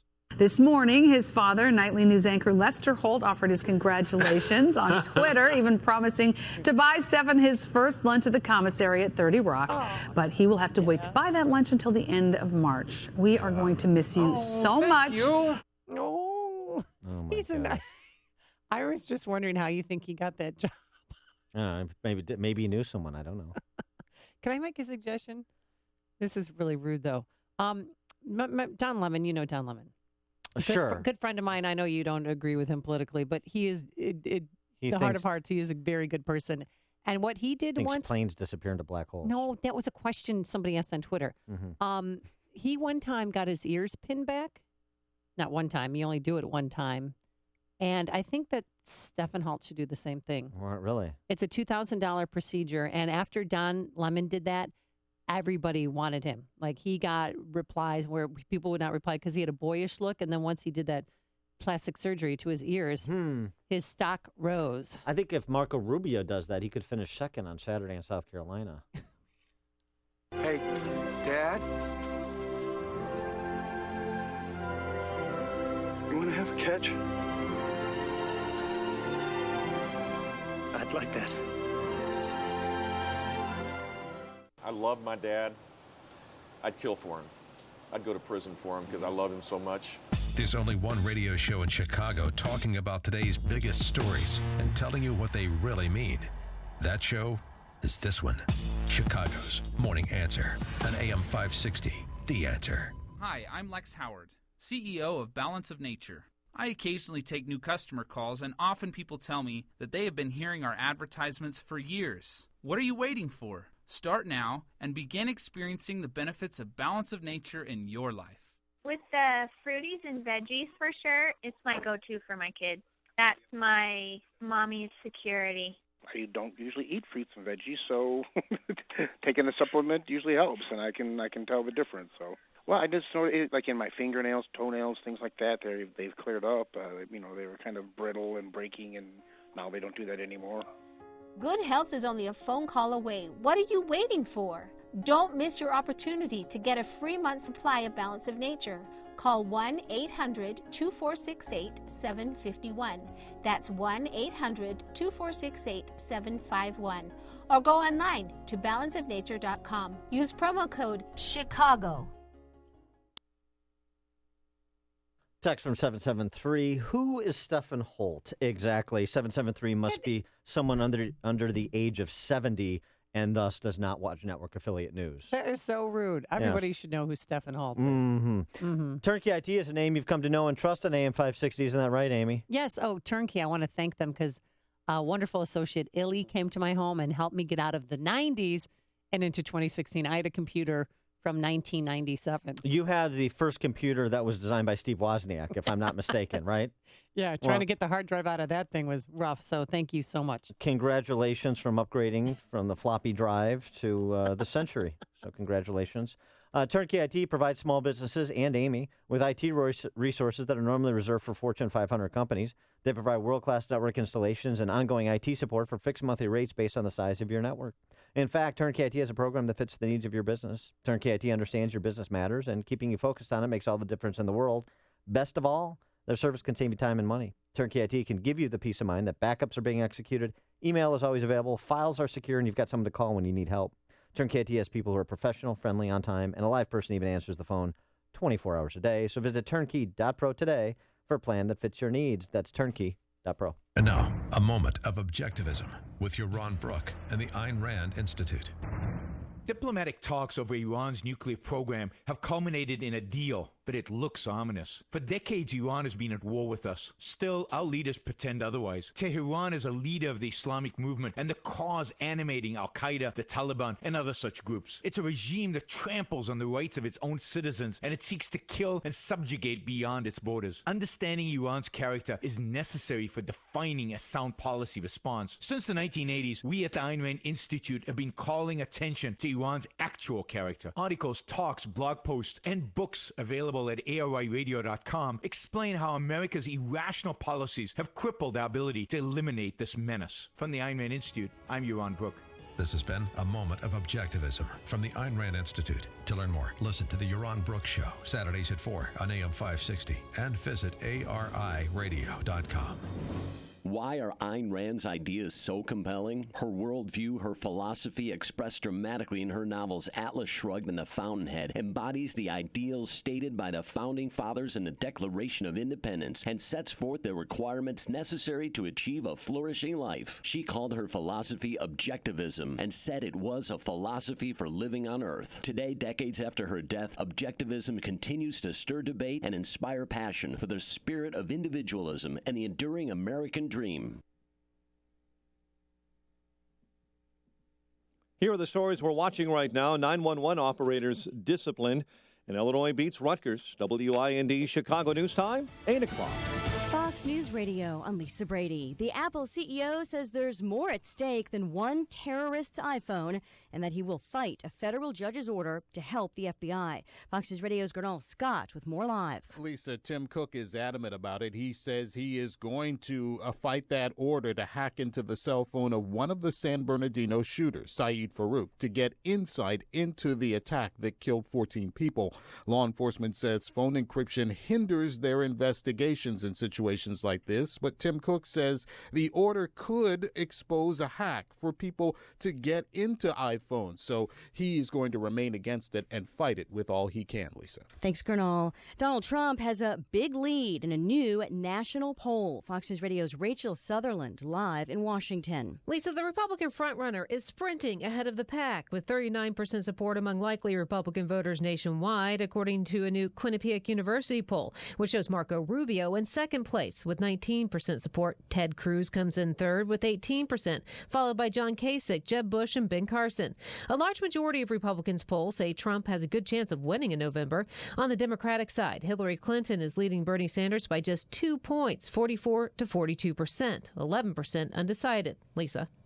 Thanks, Rachel. Trump says if he'd run 4 years ago, President Obama wouldn't have won a second term. He's going to go down as one of the worst, perhaps the worst president in the history of the United States. This after the president said he thinks people will come to their senses and not elect the billionaire. Whoever's standing where I'm standing right now has the nuclear codes with him. Also telling reporters in California he will have a Supreme Court nominee to replace the late Justice Antonin Scalia.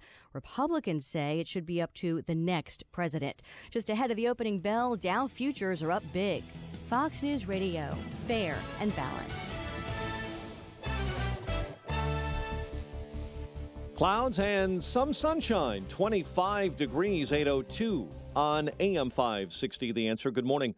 I'm Mike Scott. Here in Chicago, Hillary Clinton planning a campaign stop with the mother of a suburban Chicago woman found dead in her jail cell following a traffic stop in Texas. The Democratic presidential candidate will be joined by Geneva Reed Veal, the mother of Sandy Bland, for a stop here in Chicago later today. Bland died days after she was arrested last year by a Texas police officer following a routine traffic stop. The medical examiner in that case ruled her death a suicide. An Antioch woman who pleaded guilty to setting her boyfriend on fire last spring gets 12 years in prison. Prosecutors say Deborah Roberts caused permanent disfigurement of Chad Malinowski when she poured gas on him and set him on fire. A hearing is set in April to address financial damages connected to Malinowski's injuries. Governor Honor delivers his budget address to the General Assembly today, but his dispute with Democrats that's made 2016 the year without a budget shows no sign of being resolved, as AM 560's David Stewart reports. The governor is not expected to change his stance that Illinois needs pro-business reforms and limits on unions to grow its way to solvency. Democrats still insist reforms in the budget shouldn't be linked, and they make it clear that people are hurting. Lawmakers, including Senator Donnie Trotter, marched to Rauner's office with a doomed bill to fund college tuition grants. He has heard from the students. He has heard from the administrations how this is hurting the universities. Meanwhile, the House has voted to send the labor dispute between Rauner and AFSCME to arbitration, but Rauner has vowed to veto that as well. David Stewart, Chicago. Chicago sports. College hoops last night in the Big Ten. Purdue a win over Northwestern. Illinois top Rutgers. And in the MAC, Northern Illinois, our Huskies a win over Bowling Green. The news service of WesternUnion.com's mobile app. You might be stuck. Your money shouldn't be. Send your money around the world 24/7 with the Western Union mobile app. Download the app, send your money fast, Next time you need to send money quickly, get out of a jam, tap the Western Union app. It's money. Our time is 8:04. Time for the AM 560 Business Beat, a service of Turnkey.pro. And from the Fox Business Network, here's Kieran McHugh. From the Fox Business Network, Apple CEO Tim Cook says his company will fight a court order that the tech giant hand over the so-called master key to unlock the iPhone. The FBI needs that key to access the iPhone of Saeed Farouk. He and his wife were the shooters behind last year's terror attack in San Bernardino. Cook says to hand over the master key would undermine encryption by creating a backdoor that could potentially be used on other devices in the future. T-Mobile reports fourth quarter earnings of $297 million. The wireless carrier posted revenue of $8.25 billion. Aircraft maker Bombardier says they're cutting 7,000 jobs, about 11% of their total workforce. And a spokesperson for the Word of Faith International Christian Church near Detroit says they may get an exploratory oil well on their property, and that any money realized from the project would be used for good works. With the Fox Business Report, I'm Karen McHugh.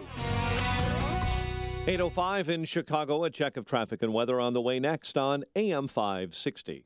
Each year, the month of March is all about the madness. He's a whack job. He's a wacko. This year, as the number of candidates dwindles and the delegate count climbs, the remaining candidates will meet for one final debate. On March 10th, and AM 560 is hosting the final debate watch party of the primary season.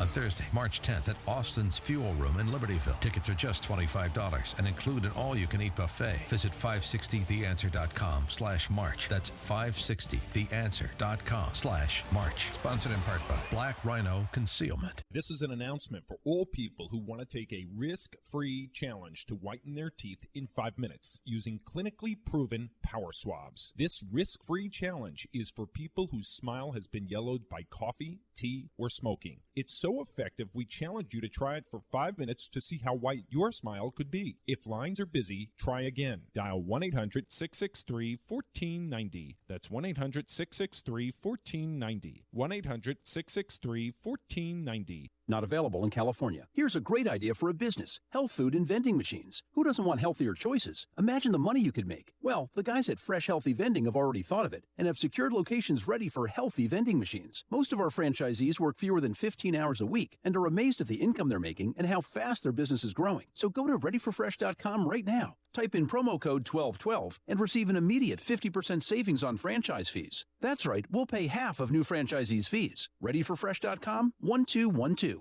Uber is an app that helps you make extra money just for driving your car. And because it's totally flexible, you don't have to quit your day job to make more money, because you can drive and earn whenever you want.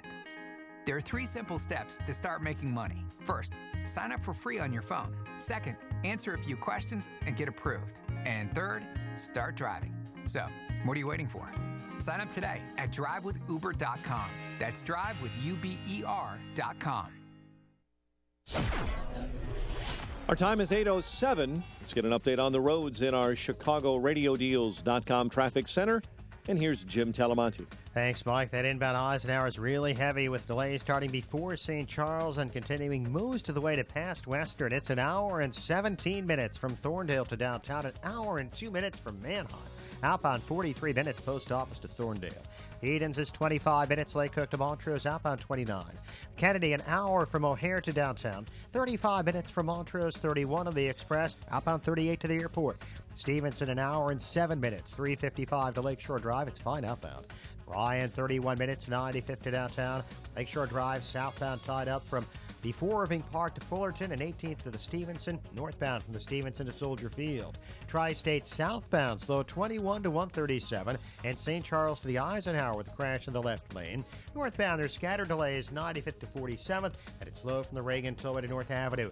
Eastbound Adams Tollway stop and go Barrington Road to 53.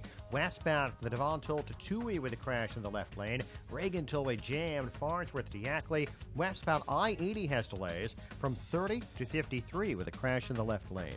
Traffic answers when you need them most. I'm Jim Talamonte. AM 560, The Answer. Chicago's Morning Answer continues next. Your official Chicagoland weather forecast from the AirComfort.com Weather Center. AirComfort.com, 80 years of quality mechanical solutions for your business. Here's our meteorologist, Kevin Snyder. Today, chilly with clouds, breaking for some sun, high of 30. Tonight, partly cloudy, low 18. Breezy tomorrow with sun, followed by increasing clouds, high of 40. Cloudy and windy with a shower in spots at night, low of 38. I'm Kevin Snyder on AM 560, The Answer. Currently 24 at O'Hare. Next news, 8:30. And Chicago's Morning Answer with Dan and Amy continues next on AM 560, The Answer. This hourly segment is brought to you by the Ayn Rand Institute and the Yaron Brook Show. Heard Saturday afternoons at 4 here on AM 560, The Answer.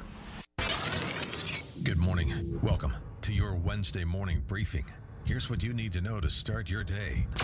The Constitution is pretty clear about what is supposed to happen now. When there is a vacancy on the Supreme Court, I expect them to hold hearings. I expect there to be a vote. He has done such a lousy job as president. And we keep rewarding people who tell us things they know they can't do because it pushes our hot buttons. We can't go forward together. Some of the groups that she won in 2008 against Barack Obama, she's now losing against Bernie Sanders. Is South Carolina Jeb Bush's last stand in this race? No, it isn't. The obituaries have been written about me like once a week, and we're in it for the long haul. This is Chicago's Morning Answer with Dan Proft and Amy Jacobson on AM 560, The Answer.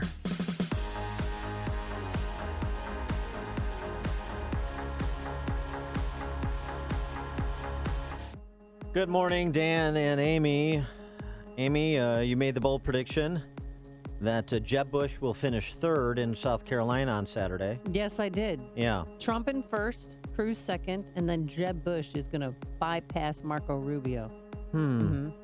Because the recent poll that was taken, Dan, was taken before George W. was campaigning with him yesterday. And that it really sunk in, I think, for people with that debate debacle with Donald Trump. All right. Well, I've had enough fun laughing at that prediction. I don't think I should have any more. It's I think we should get other people in on that prediction. Let's get an understanding of what's happening on the ground.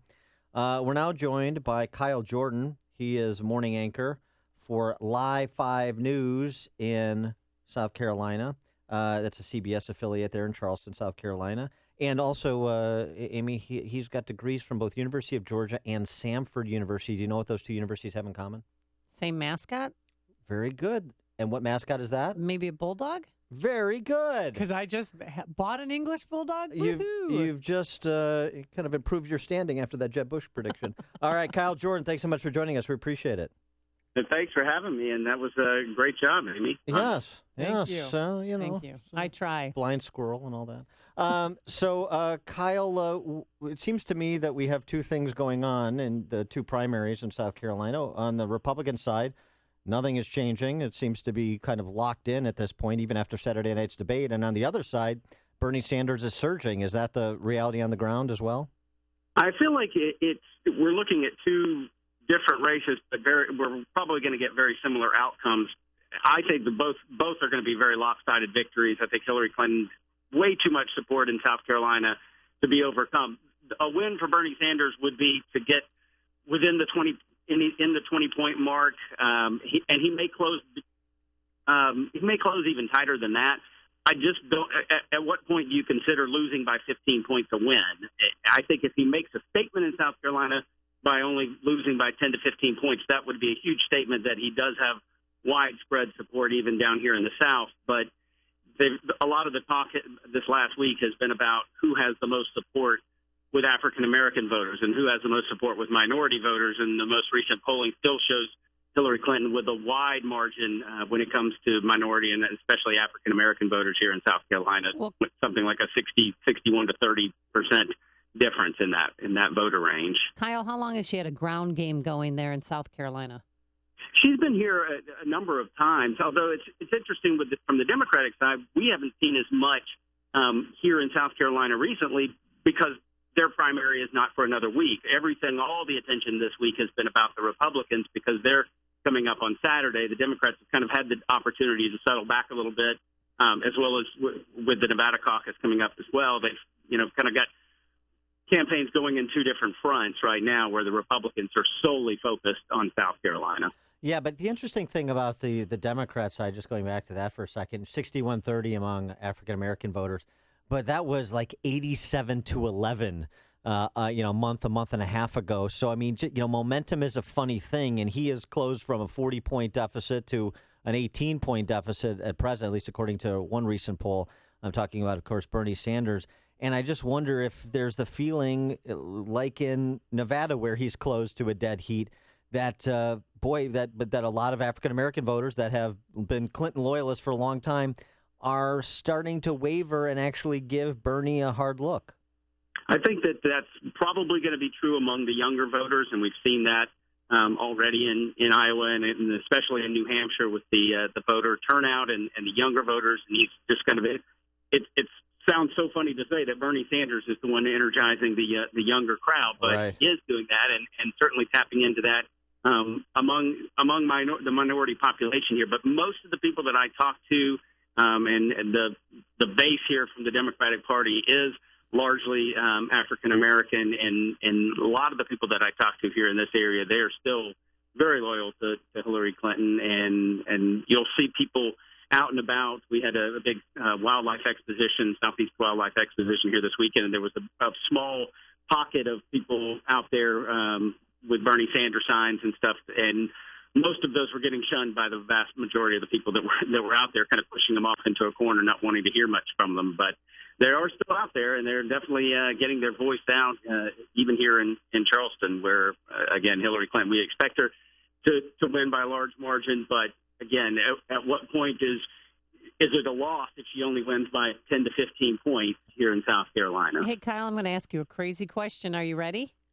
Sure. Can you vote twice? So say if I'm a registered Democrat in South Carolina, twice. Can I vote in Saturday's primary for the Republicans, and then when the Democrats come in, I could vote? Why are you shaking your head? I told you it was a crazy question. One man, one vote in this country, except in Cook County. Yeah, right. You can't vote in both, and there are a lot of people who are choosing.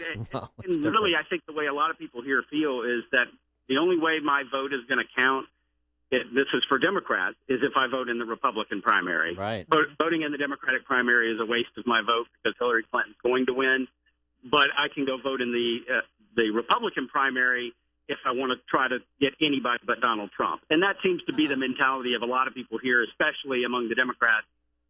Anything to keep Donald Trump from running. And these are Democrats who are maybe undecided, who aren't completely sold on Hillary Clinton, definitely aren't sold on Bernie Sanders, and they would like to choose another option from the Republican Party if there's a possibility to say, I'd like to have my voice heard and maybe choose another candidate to give me an option against voting for Hillary Clinton or Bernie Sanders. Well, that's interesting because, some of the review on that is, well, if you have people come over from that would be inclined to vote in the Democrat primary to vote in the Republican primary, maybe they're coming over to vote for Trump because they think that would be, their preferred Republican to run against. But you're suggesting maybe you have a little bit of a Kasich phenomenon in New Hampshire, and you have some independent-minded people that actually come over to vote for somebody they want to consider in the general election. That's kind of interesting. Yeah, I think that it's like you said, it is a different phenomenon because you're not going after who will be the best for my candidate to run against. I think it is the idea that people aren't necessarily sold on Hillary Clinton. I think that people are tired of Hillary Clinton, to be honest. I think there is that fatigue.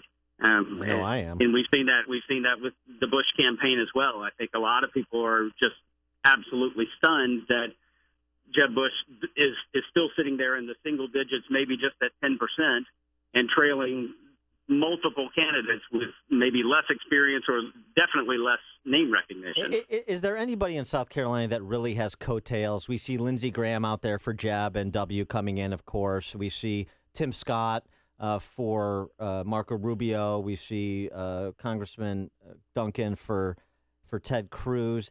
I mean, those endorsements are nice, but at the end of the day, do you think they really move numbers in any significant way? I don't think that the ones that you've named necessarily move the needle. I think it's when more and more and more start coming out for the same person. We've seen a couple of other people come out now and endorse Marco Rubio. He's starting to get more attention from some of the state leaders and party leaders, as well as talking about Lindsey Graham. I mean, that was one that he's here in our area, and it kind of just was met with a thud when the word came out that he was going to endorse Jeb Bush. It was almost the well, so what? Right. Because Lindsey Graham ran and he couldn't get any attention here in his own state, and now he's going to endorse Jeb Bush. I mean, I don't really know that was a win for Jeb Bush. I think getting Tim Scott, the biggest one that everybody wants is the governor and Nikki Haley, and I think she came out yesterday and said she's not going to decide who she'll endorse, but she has decided that she will not endorse Donald Trump, which was a big statement here in the state to say, I'm not going to support him, but I'll support just about anybody else, and we'll see what happens. Obviously, we still think she's holding out to try and get her name on the ticket at some point, regardless of who the candidate is. But obviously, that won't happen if it's Donald Trump. Right. He is Kyle Jordan, the morning anchor at Live 5 News in Charleston, South Carolina. That's a CBS affiliate down there. Kyle, thanks so much for joining us. Appreciate it. Absolutely. Kyle. He joined us on our Turnkey.pro answer line. Before you see it on TV, share it on Facebook, or read about it in the paper. Hear it here first. This is Chicago's Morning Answer on AM 560. The Answer.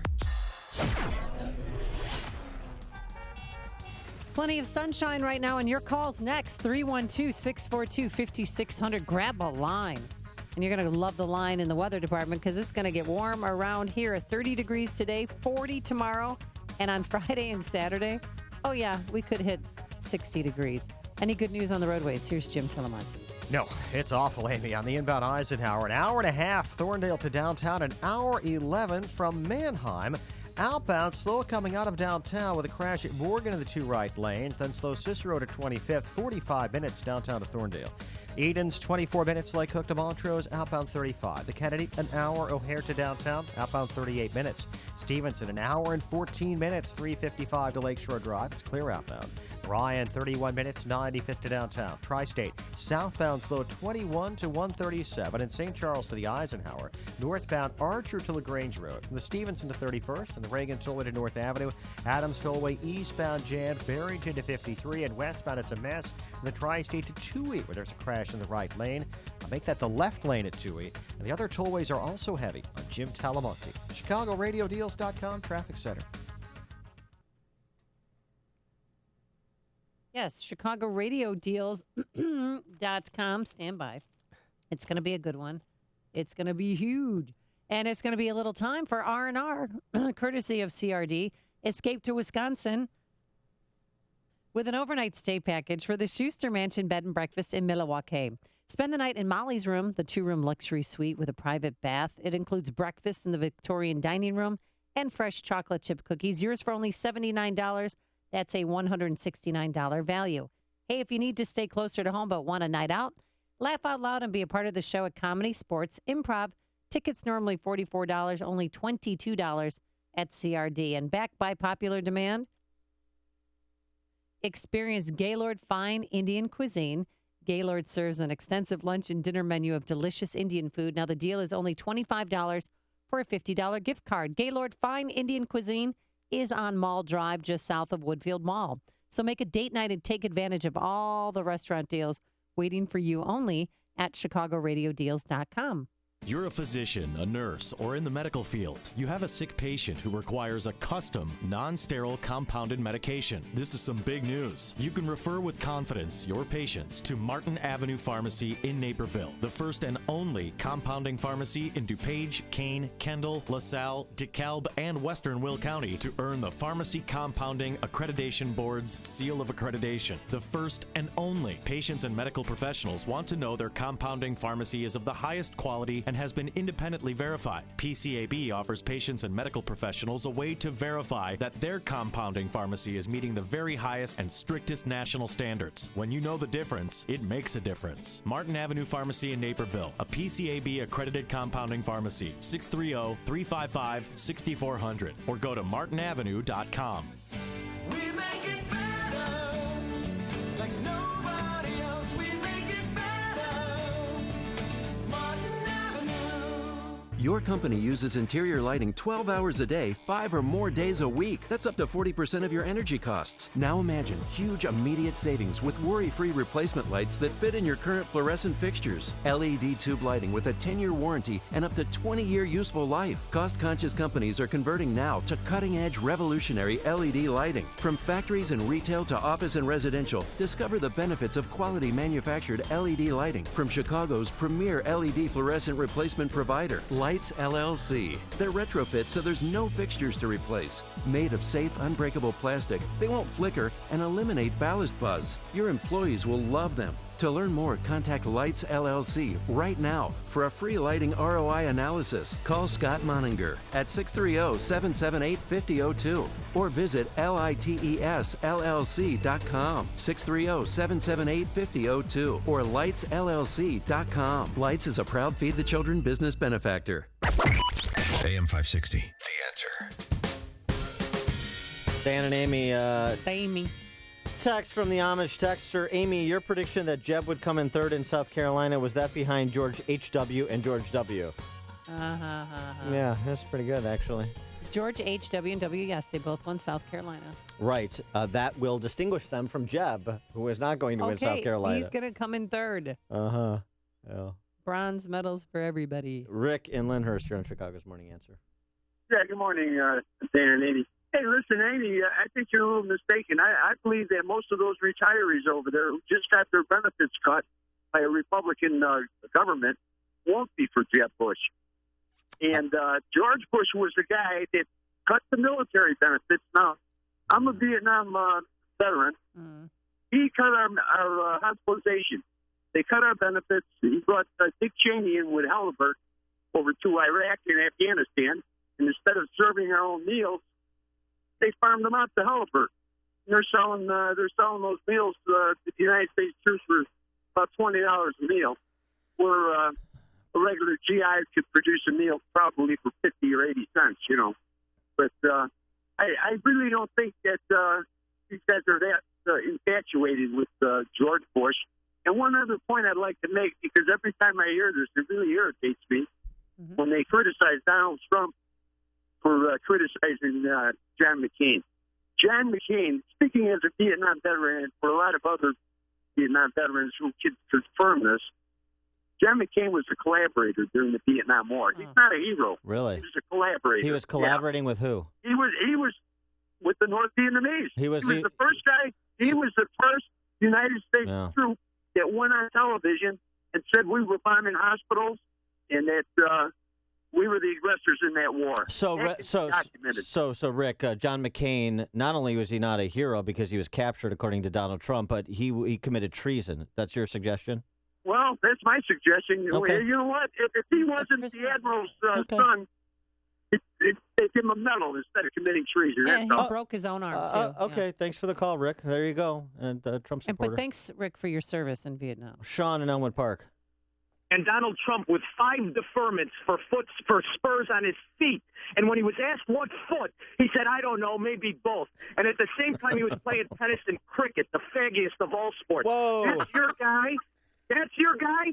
Give me a break. And while the Duchess of Chafington is in town, maybe somebody could get a stock or what she thinks a live cattle. If I remember, last time she was here, she did real good on a $1,000 play. Didn't she make 100 with Tom Dittmer, whose wife mysteriously became an ambassador afterwards? And that's what I love about the Duchess of Chafington losing in every state. Let me tell you something, yoga master. You are the most unlikable person on the planet. It is why your husband got a pass for sleeping with hundreds of women. You're not going to win anything, no matter how many sympathy victims you parade around and pretend you're a champion of the people. Why don't the people look how good you were at Rose Law Firm and hiding the Arkansas cops who did all kinds of rotten things? I am so happy this lady is losing. The only problem is we've got 2 moron socialists in the lead. If it isn't the wig with the Heather Locklear hairdo, it's that other old man who probably has the pens on. Either way, we're screwed. Thanks for the call, Sean, and that uplifting moment. Let's be careful about our adjectives. I hope we dumped Sean's inopportune choice of words. Yeah, that wasn't. Just watch yourself, Sean. I like what you say, but be careful with the nasty words. You're listening to Chicago's Morning Answer with Dan Proft and Amy Jacobson on AM 560. The Answer. Are you or someone you know facing foreclosure, losing the family home? You'd be not alone. See, people, we are in the aftermath of what is being revealed to have been the greatest financial crime spree in history, perpetrated by the Wall Street investment banks smuggling and packaging mortgages, and continuing this day by the mortgage servicers that service those mortgages. I'm Lou Bridges. I have a law firm I put together. We defend foreclosure actions. We help people do strategic defaults, short sales, and modifications that include restructuring. Call us for a free consultation. We'll tell you what to look for in hiring a foreclosure defense attorney. We'll tell you some of your options. We'll give you a free consultation. But whatever you do, people, never give up the land. Fight for truth and justice. You do that, and I guarantee you'll never be alone. Call 224-513-1231 or visit FightIllinoisForeclosures.com. That's 224-513-1231 or FightIllinoisForeclosures.com. Get real answers from a real foreclosure defense law firm. I spent 2 days there, and I always dream of returning to it. I'm talking about the Ritz-Carlton Dove Mountain Resort in Arizona. It's located 40 miles outside of Tucson. The resort is cradled by 5 mountain ranges. There's endless outdoor activities, tennis, horseback riding, 20 miles of world-class hiking and biking trails, which are on the property. If you like to golf, this is the place to go. There's a 12-acre practice facility, 27-hole course that was designed by Jack Nicklaus. And when you're done playing golf in the heat and the sunshine, there's 3 pools to cool off in. A luxurious spa rated the number 3 spa in North America, and it's breathtaking because you're surrounded by the Sonoran Desert. Hey, did I mention there's sunshine 350 days a year? No shortage of things to do, whether you're looking for family adventure because there's a water slide and a kids club, or you can go there just for a romantic getaway. The Ritz-Carlton Dove Mountain is the place to go. Special rates and packages are available for your spring break, so visit ritzcarlton.com/Dove Mountain for all the details. That's ritzcarlton.com/Dove Mountain. I can't wait to go back. It's a trip, a vacation you will always remember. Coming up on Chicago's Morning Answer, Dan. Are Republicans beginning to cave already on Supreme Court vacancy? We'll have that at 8:38. And then later, a man who skipped work for years, 6 years, in fact. We'll tell you why, and we'll give you tips on how he did it. But first, into the newsroom we go. Here is Mike Scott. Clouds and sunshine, 25 degrees. A new nationwide poll out this morning. You've been talking about it with Dan and Amy, and shows Hillary Clinton and Bernie Sanders running neck and neck. Meantime, the Quinnipiac University poll gives Donald Trump a lead over his closest Republican rival, Florida Senator Marco Rubio. And this, of course, is a nationwide poll. Apple contests a judge's order to help the FBI get into an iPhone used by one of the San Bernardino shooters. CEO Tim Cook is blasting that decision in an open letter published at apple.com. He explained his stance on opening that iPhone on CBS's 60 Minutes. I don't believe that the trade-off here is privacy versus national security. I think that's an overly simplistic view. We're America.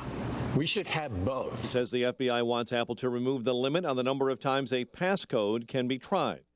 The president says the Constitution is clear on what should happen in the event of a vacancy on the Supreme Court. Historically, this has not been viewed as a question. There's no unwritten law that says that it can only be done on off years. That's not in the constitutional text. In a news briefing in California, the president remarked he intends to nominate a well-qualified candidate to replace the late Justice Antonin Scalia.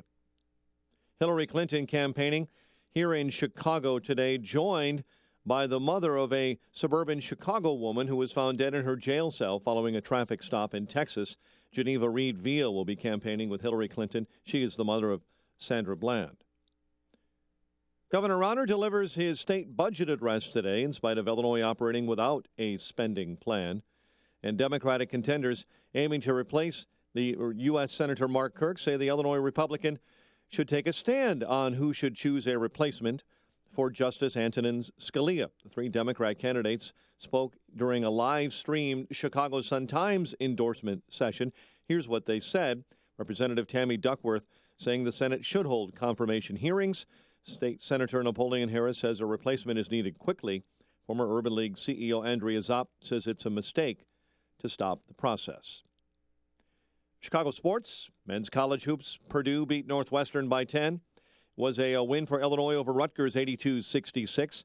In the MAC, the Huskies of Northern Illinois keep pace in the MAC West with Ball State. They beat Bowling Green last night, 71-60. The news service of TCF Bank. And a check of traffic and weather is on the way next on AM 560. Mike Gallagher recognizes the desperation of the Hillary campaign. Madeleine Albright has an opinion for those who don't vote for Hillary Rodham Clinton. Just remember, there's a special place in hell for women who don't help each other. I see. Okay. I think Democrats are a little bit desperate about Hillary Clinton. The Mike Gallagher Show.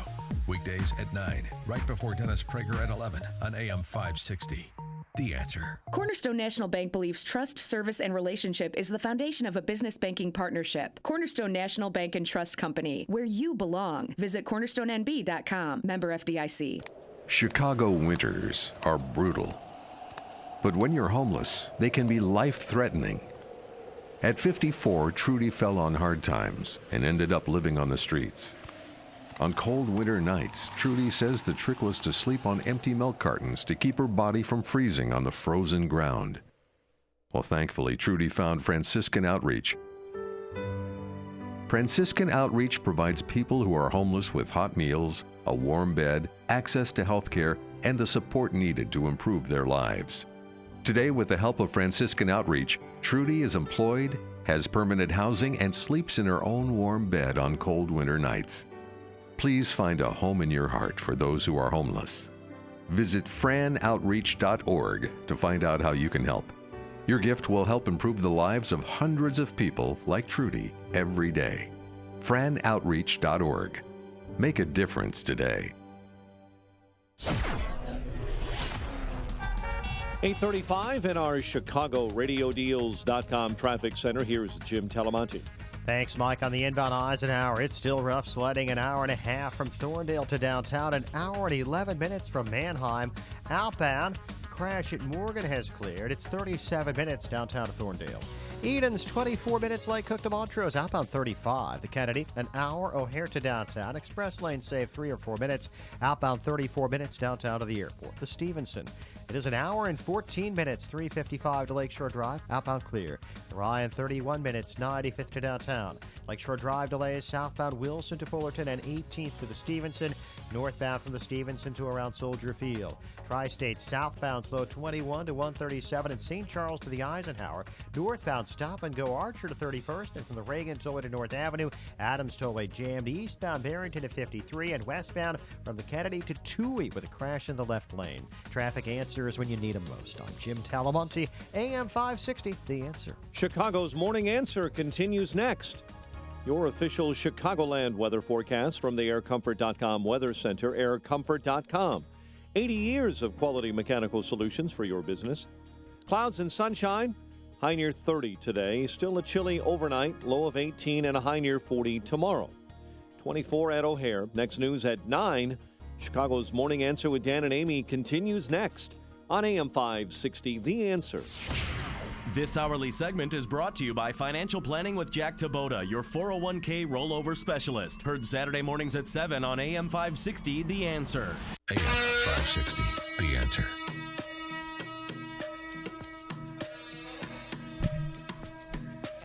Dan and Amy, so President Obama spoke on the prospect of his nominee not getting a vote in the Senate because of what Mitch McConnell and others have said.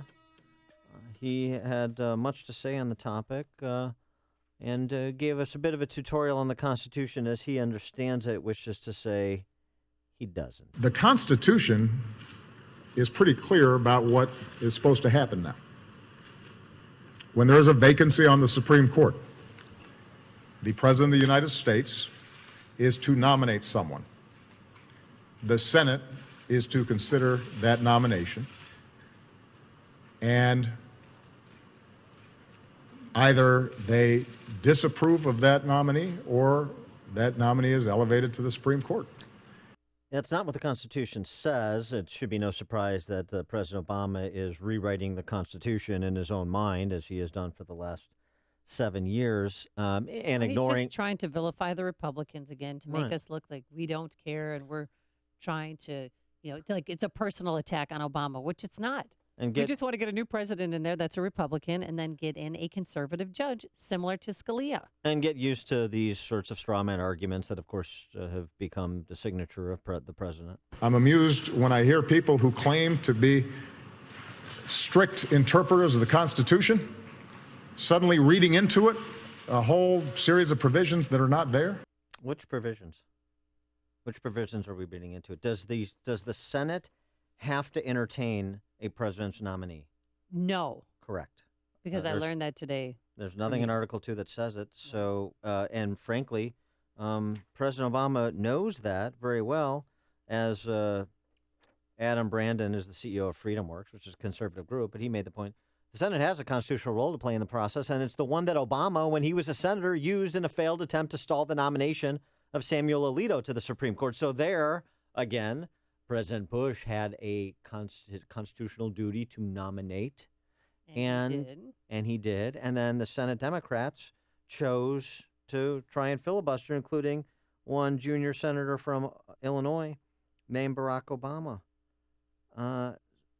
So the Republicans are just going to be doing what the Democrats did in the 90s. This is a political matter. And, oh, by the way, what the Democrats did prior to that. New York Times 1987 editorial. President Reagan is president at the time, you recall. This is the New York Times on the left's borking of Robert Bork. The president's supporters insist vehemently that having won the 1984 election, he has every right to try to change the court's direction. Yes. But the Democrats won the 1986 election, regaining control of the Senate, and they have every right to resist. This is not the same Senate that confirmed William Rehnquist as Chief Justice and Antonin Scalia as an Associate Justice last year. So doesn't that parallel? President Obama has every right to try and change the court. He won an election in 2012, but the Senate Republicans won elections in 2014, and so the Senate is not the same Senate that has previously confirmed justices like Sotomayor and Kagan. Isn't that an exact parallel to what the left-wing New York Times opined in 1986? And, of course, it is. And they're unbounded by their own hypocrisy, as is this president. And so this is why they are misinterpreting the Constitution or reading into it things that aren't there purposefully, because they're going to make these arguments because of exactly what you said, Amy, which is this is going to be a political football, whoever he nominates, and it's going to be used as the means to turn out the base for whoever the Democrat nominee is, to vilify Republicans to the extent that Republicans actually hold fast, and that's a big question. Because you have some squishy, wishy, moderate Republicans who might join with the Democrats. And we don't know where Mark Kirk stands right now. I'm sorry. I mean, I shouldn't say that. Our U.S. Senator Mark Kirk, we don't know. We can't predict what he's going to do. Well, I think we're a long way from that. I mean, the Senate Judiciary Chairman, Charles Grassley from Iowa, said that he's going to wait for a nominee is made. Wait until the nominee is made before he would make any decision. Tom Tillis, who's a freshman Republican senator from North Carolina, is concerned about falling into the trap of being perceived as obstructionist. There's a guy not ready for the fight. And then Mark Kirk said that taking a position on the question of Scalia's successor would be unseemly at this time. That's a key prepositional phrase. At this time, said Mark Kirk, trying to middle the issue and avoid having to take a position. But it's going to take a lot more than those weak sisters to flip the Republicans to even considering an Obama nominee, much less voting up an Obama nominee. I think we're a long way from that. I actually think, despite the cynicism that is directed towards Mitch McConnell, and understandably so, I actually think Republicans are going to hold on this. But I would encourage people. But how is that going to affect Republicans who are up for re-elections in blue states? Someone such as Mark Kirk. Yeah. That's why he's put in there at this time. Yeah, well, but what if President Mark Kirk thinks by pantomiming Democrats he's going to beat Tammy Duckworth. He's wrong. And he was wrong when he did it in 2010. He just had the good fortune to run against a failed mob banker. You know, the quality of your opponent matters. And when you run against the worst Senate candidate in the country in 2010, in Ali G., it makes you look good by comparison, or at least tolerable. Well, this time around, some of that's been taken away, including because of Mark Kirk's votes in the Senate. And if he doesn't stand fast on Scalia, then you'll have conservatives leading the charge against Mark Kirk. So I will tell you right now, you want to get into this fray, people say, what can I do? Call Mark Kirk's office and tell him to grow a spine. Thank you. Nice choice of words, Dan. And stand with conservatives and moderate Republican senators, starting with the Senate Majority Leader, in opposition to replacing Scalia with some Obama toady like Kagan or Sotomayor. Well, what if President Obama, which some have insinuated, nominates Loretta Lynch, African-American female? Wasn't that a way to make the Republican Party look racist because they don't support an African-American female? They're going to play the race card and the gender card because they're the only cards they have to play. They can't play an accomplishment card. They can't play, aren't things going well? Don't you see your real income growing and your job prospects and the cost of education, the cost of health insurance? And it's all going in the right direction for you, isn't it, Middle America? Not exactly. So they're going to play the race and gender card. Of course they're going to do that. The question is, do you run from it and allow them to chase you the way Mitt Romney did? Or do you stand and fight and make arguments and present the evidence and do it over and over and over again so the American people have a clear understanding of the choice before them? Mark Kirk's strategy has been mostly to capitulate, and that's a lot of Republicans. But there's other Republicans, conservatives mainly, who want to stand and fight, and they recognize that if this is not a hill to die on, then there are no such hills to die on, and you're going to be killed by friendly fire. If you think you're going to run from the skirmish line, you're running into fire, thinking you're running away from the Democrats' fire. That's the message to GOP politicians at every level, frankly, and it's the right message. Don in Bloomingdale, you're on Chicago's Morning Answer. Morning, guys. I got a question, Dan. I don't know if you can answer it, but I've only heard one person talking about it. It was Mark Levin. What happens to any votes that were already cast by Scalia or opinions that he wrote? I mean, do those still get counted? No. Because why wouldn't they? Because they're still in session. No. The only cases that have been decided, except to the extent where his vote does not matter in the outcome of the case in terms of of a 5-4 split. So effectively, the answer is no. But he already could have cast votes, correct? Because you don't always hear their opinions until sometimes weeks and months after the fact, correct? The issue is the publication of those opinions, and so if Scalia's vote is the deciding vote, it will not count. And they could also table the issues for a year. Well, that's a possibility. That would be good, and with some of the cases before the court this term. Exactly. Greg and Schaumburg, you're on Chicago's Morning Answer. Hey, guys. Hey, Dan, isn't it true that as long as Cruz maintains the filibuster within the Senate, we're safe? Yes. Good. What's the problem? Yeah. Well, no, you're not. I mean, the issue. You're right. I mean, I agree. The issue would be kind of mass capitulation, starting at the leadership level. But you're right. I mean, we have backstops with the like of Ted Cruz. I mean, that's a good point. Thanks for the call, Greg. Holly in Hudson, you're on Chicago's Morning Answer. It's amazing to me that as a nation we can watch Donald Trump get up and take a stand, and on anything, Americans just are drawn to alpha males. So it's amazing to me how tone deaf, lukewarm senators are to the popular. They don't see that just by being wishy-washy, that is such a turnoff right now. We're not in a compromising mood in America at the moment.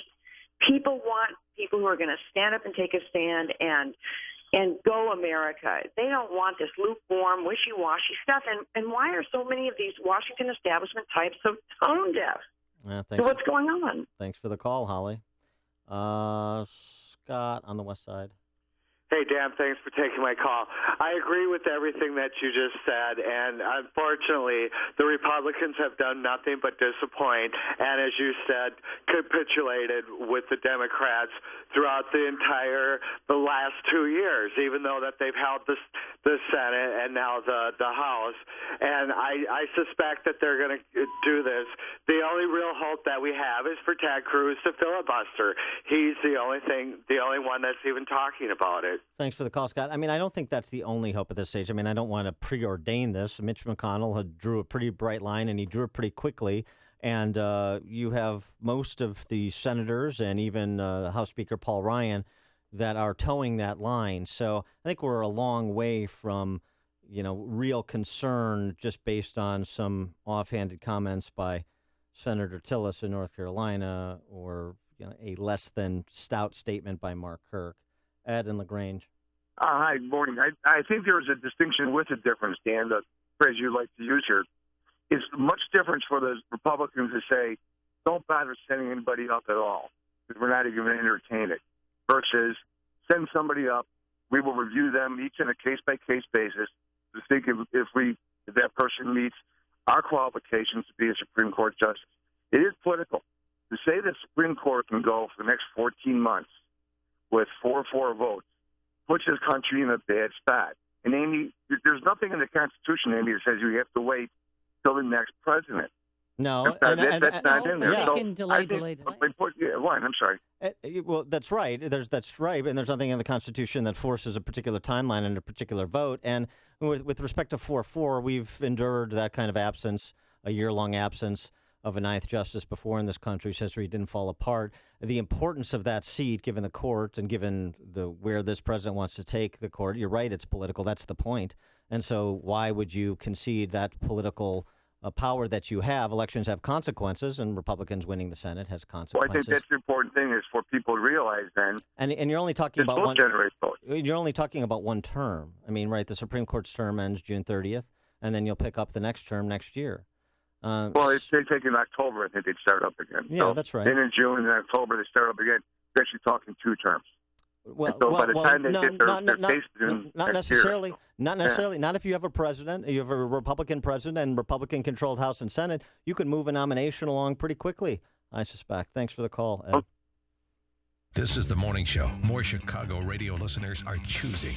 This is Chicago's Morning Answer on AM 560. The Answer.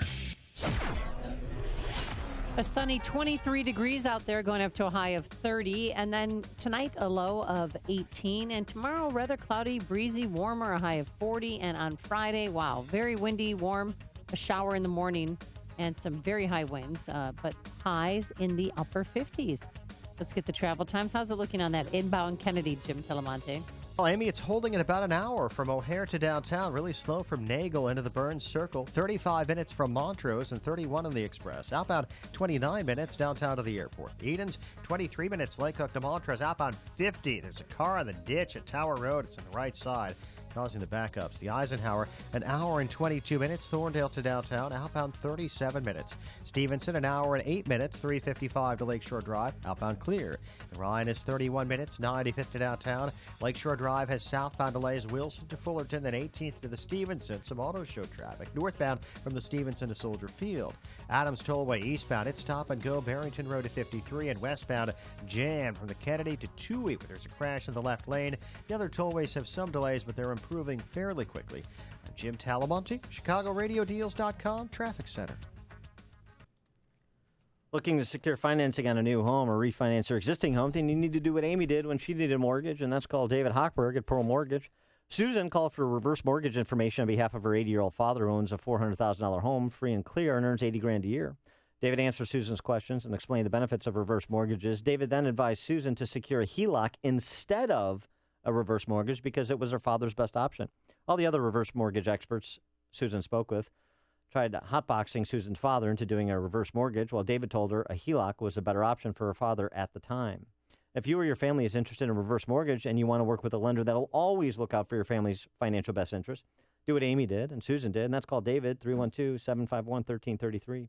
That's 312-751-1333. Or visit am560david.com. That's am560david.com. David's helped Amy and Susan's father and thousands of AM560 listeners, but he can't help you if you don't call. So call David, 312-751-1333. That number, 312-751-1333. 1333. Pro Mortgage is an equal housing lender. Illinois Residential Mortgage Licensee 4358. Licensed by DBO under California MLA and MLS 19186. ProMortgage.com/licensing. Congratulations to all who took the Balance of Nature New Year's Challenge. Success stories are pouring in. So many people have been helped through this incentive that I have asked Balance of Nature to continue this challenge for as long as possible. I thoroughly love the stuff. I have rheumatoid arthritis. I've been taking vitamins and all kinds of things for it, but I've decreased taking the extra stuff that I've been taking because the veggie capsules and the fruit seem to have helped it. And I'm finding that I can walk further, and everybody is saying to me, "Oh, you're not using your cane." I said, "Nope." Good health is only a phone call away. What are you waiting for? Don't miss your opportunity to get a free month supply of Balance of Nature. Call 1-800-2468-751. That's 1-800-2468-751. Or go online to balanceofnature.com.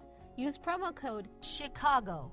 Hey, if you're a car enthusiast who appreciates the joy of driving a high-end performance car or never lost your passion for classic or modern muscle cars, you need to know about this Feed the Children business benefactor. With decades of experience, Comet Motorsports provides car lovers with the highest quality service and performance products available. And Comet can save you money on quality service for your pride and joy. Hey, if you own a late-model European performance or domestic muscle car, Comet can install performance tuning software to reprogram your car's computer to increase performance without sacrificing drivability. Comet is a complete tuning facility. Man, Comet even installs parts furnished by customers. If you have minor dents and dings, including hail damage, Comet can perform expert paintless dent repair to avoid bodywork and painting. Call Comet Motorsports in St. Charles at 630-584-5400 or visit CometMotorsports.com. That's Comet with a K. If you suffer from depression, consider TMS, an incredible new advancement in treating and relieving depression. Medications may not work and can cause serious side effects.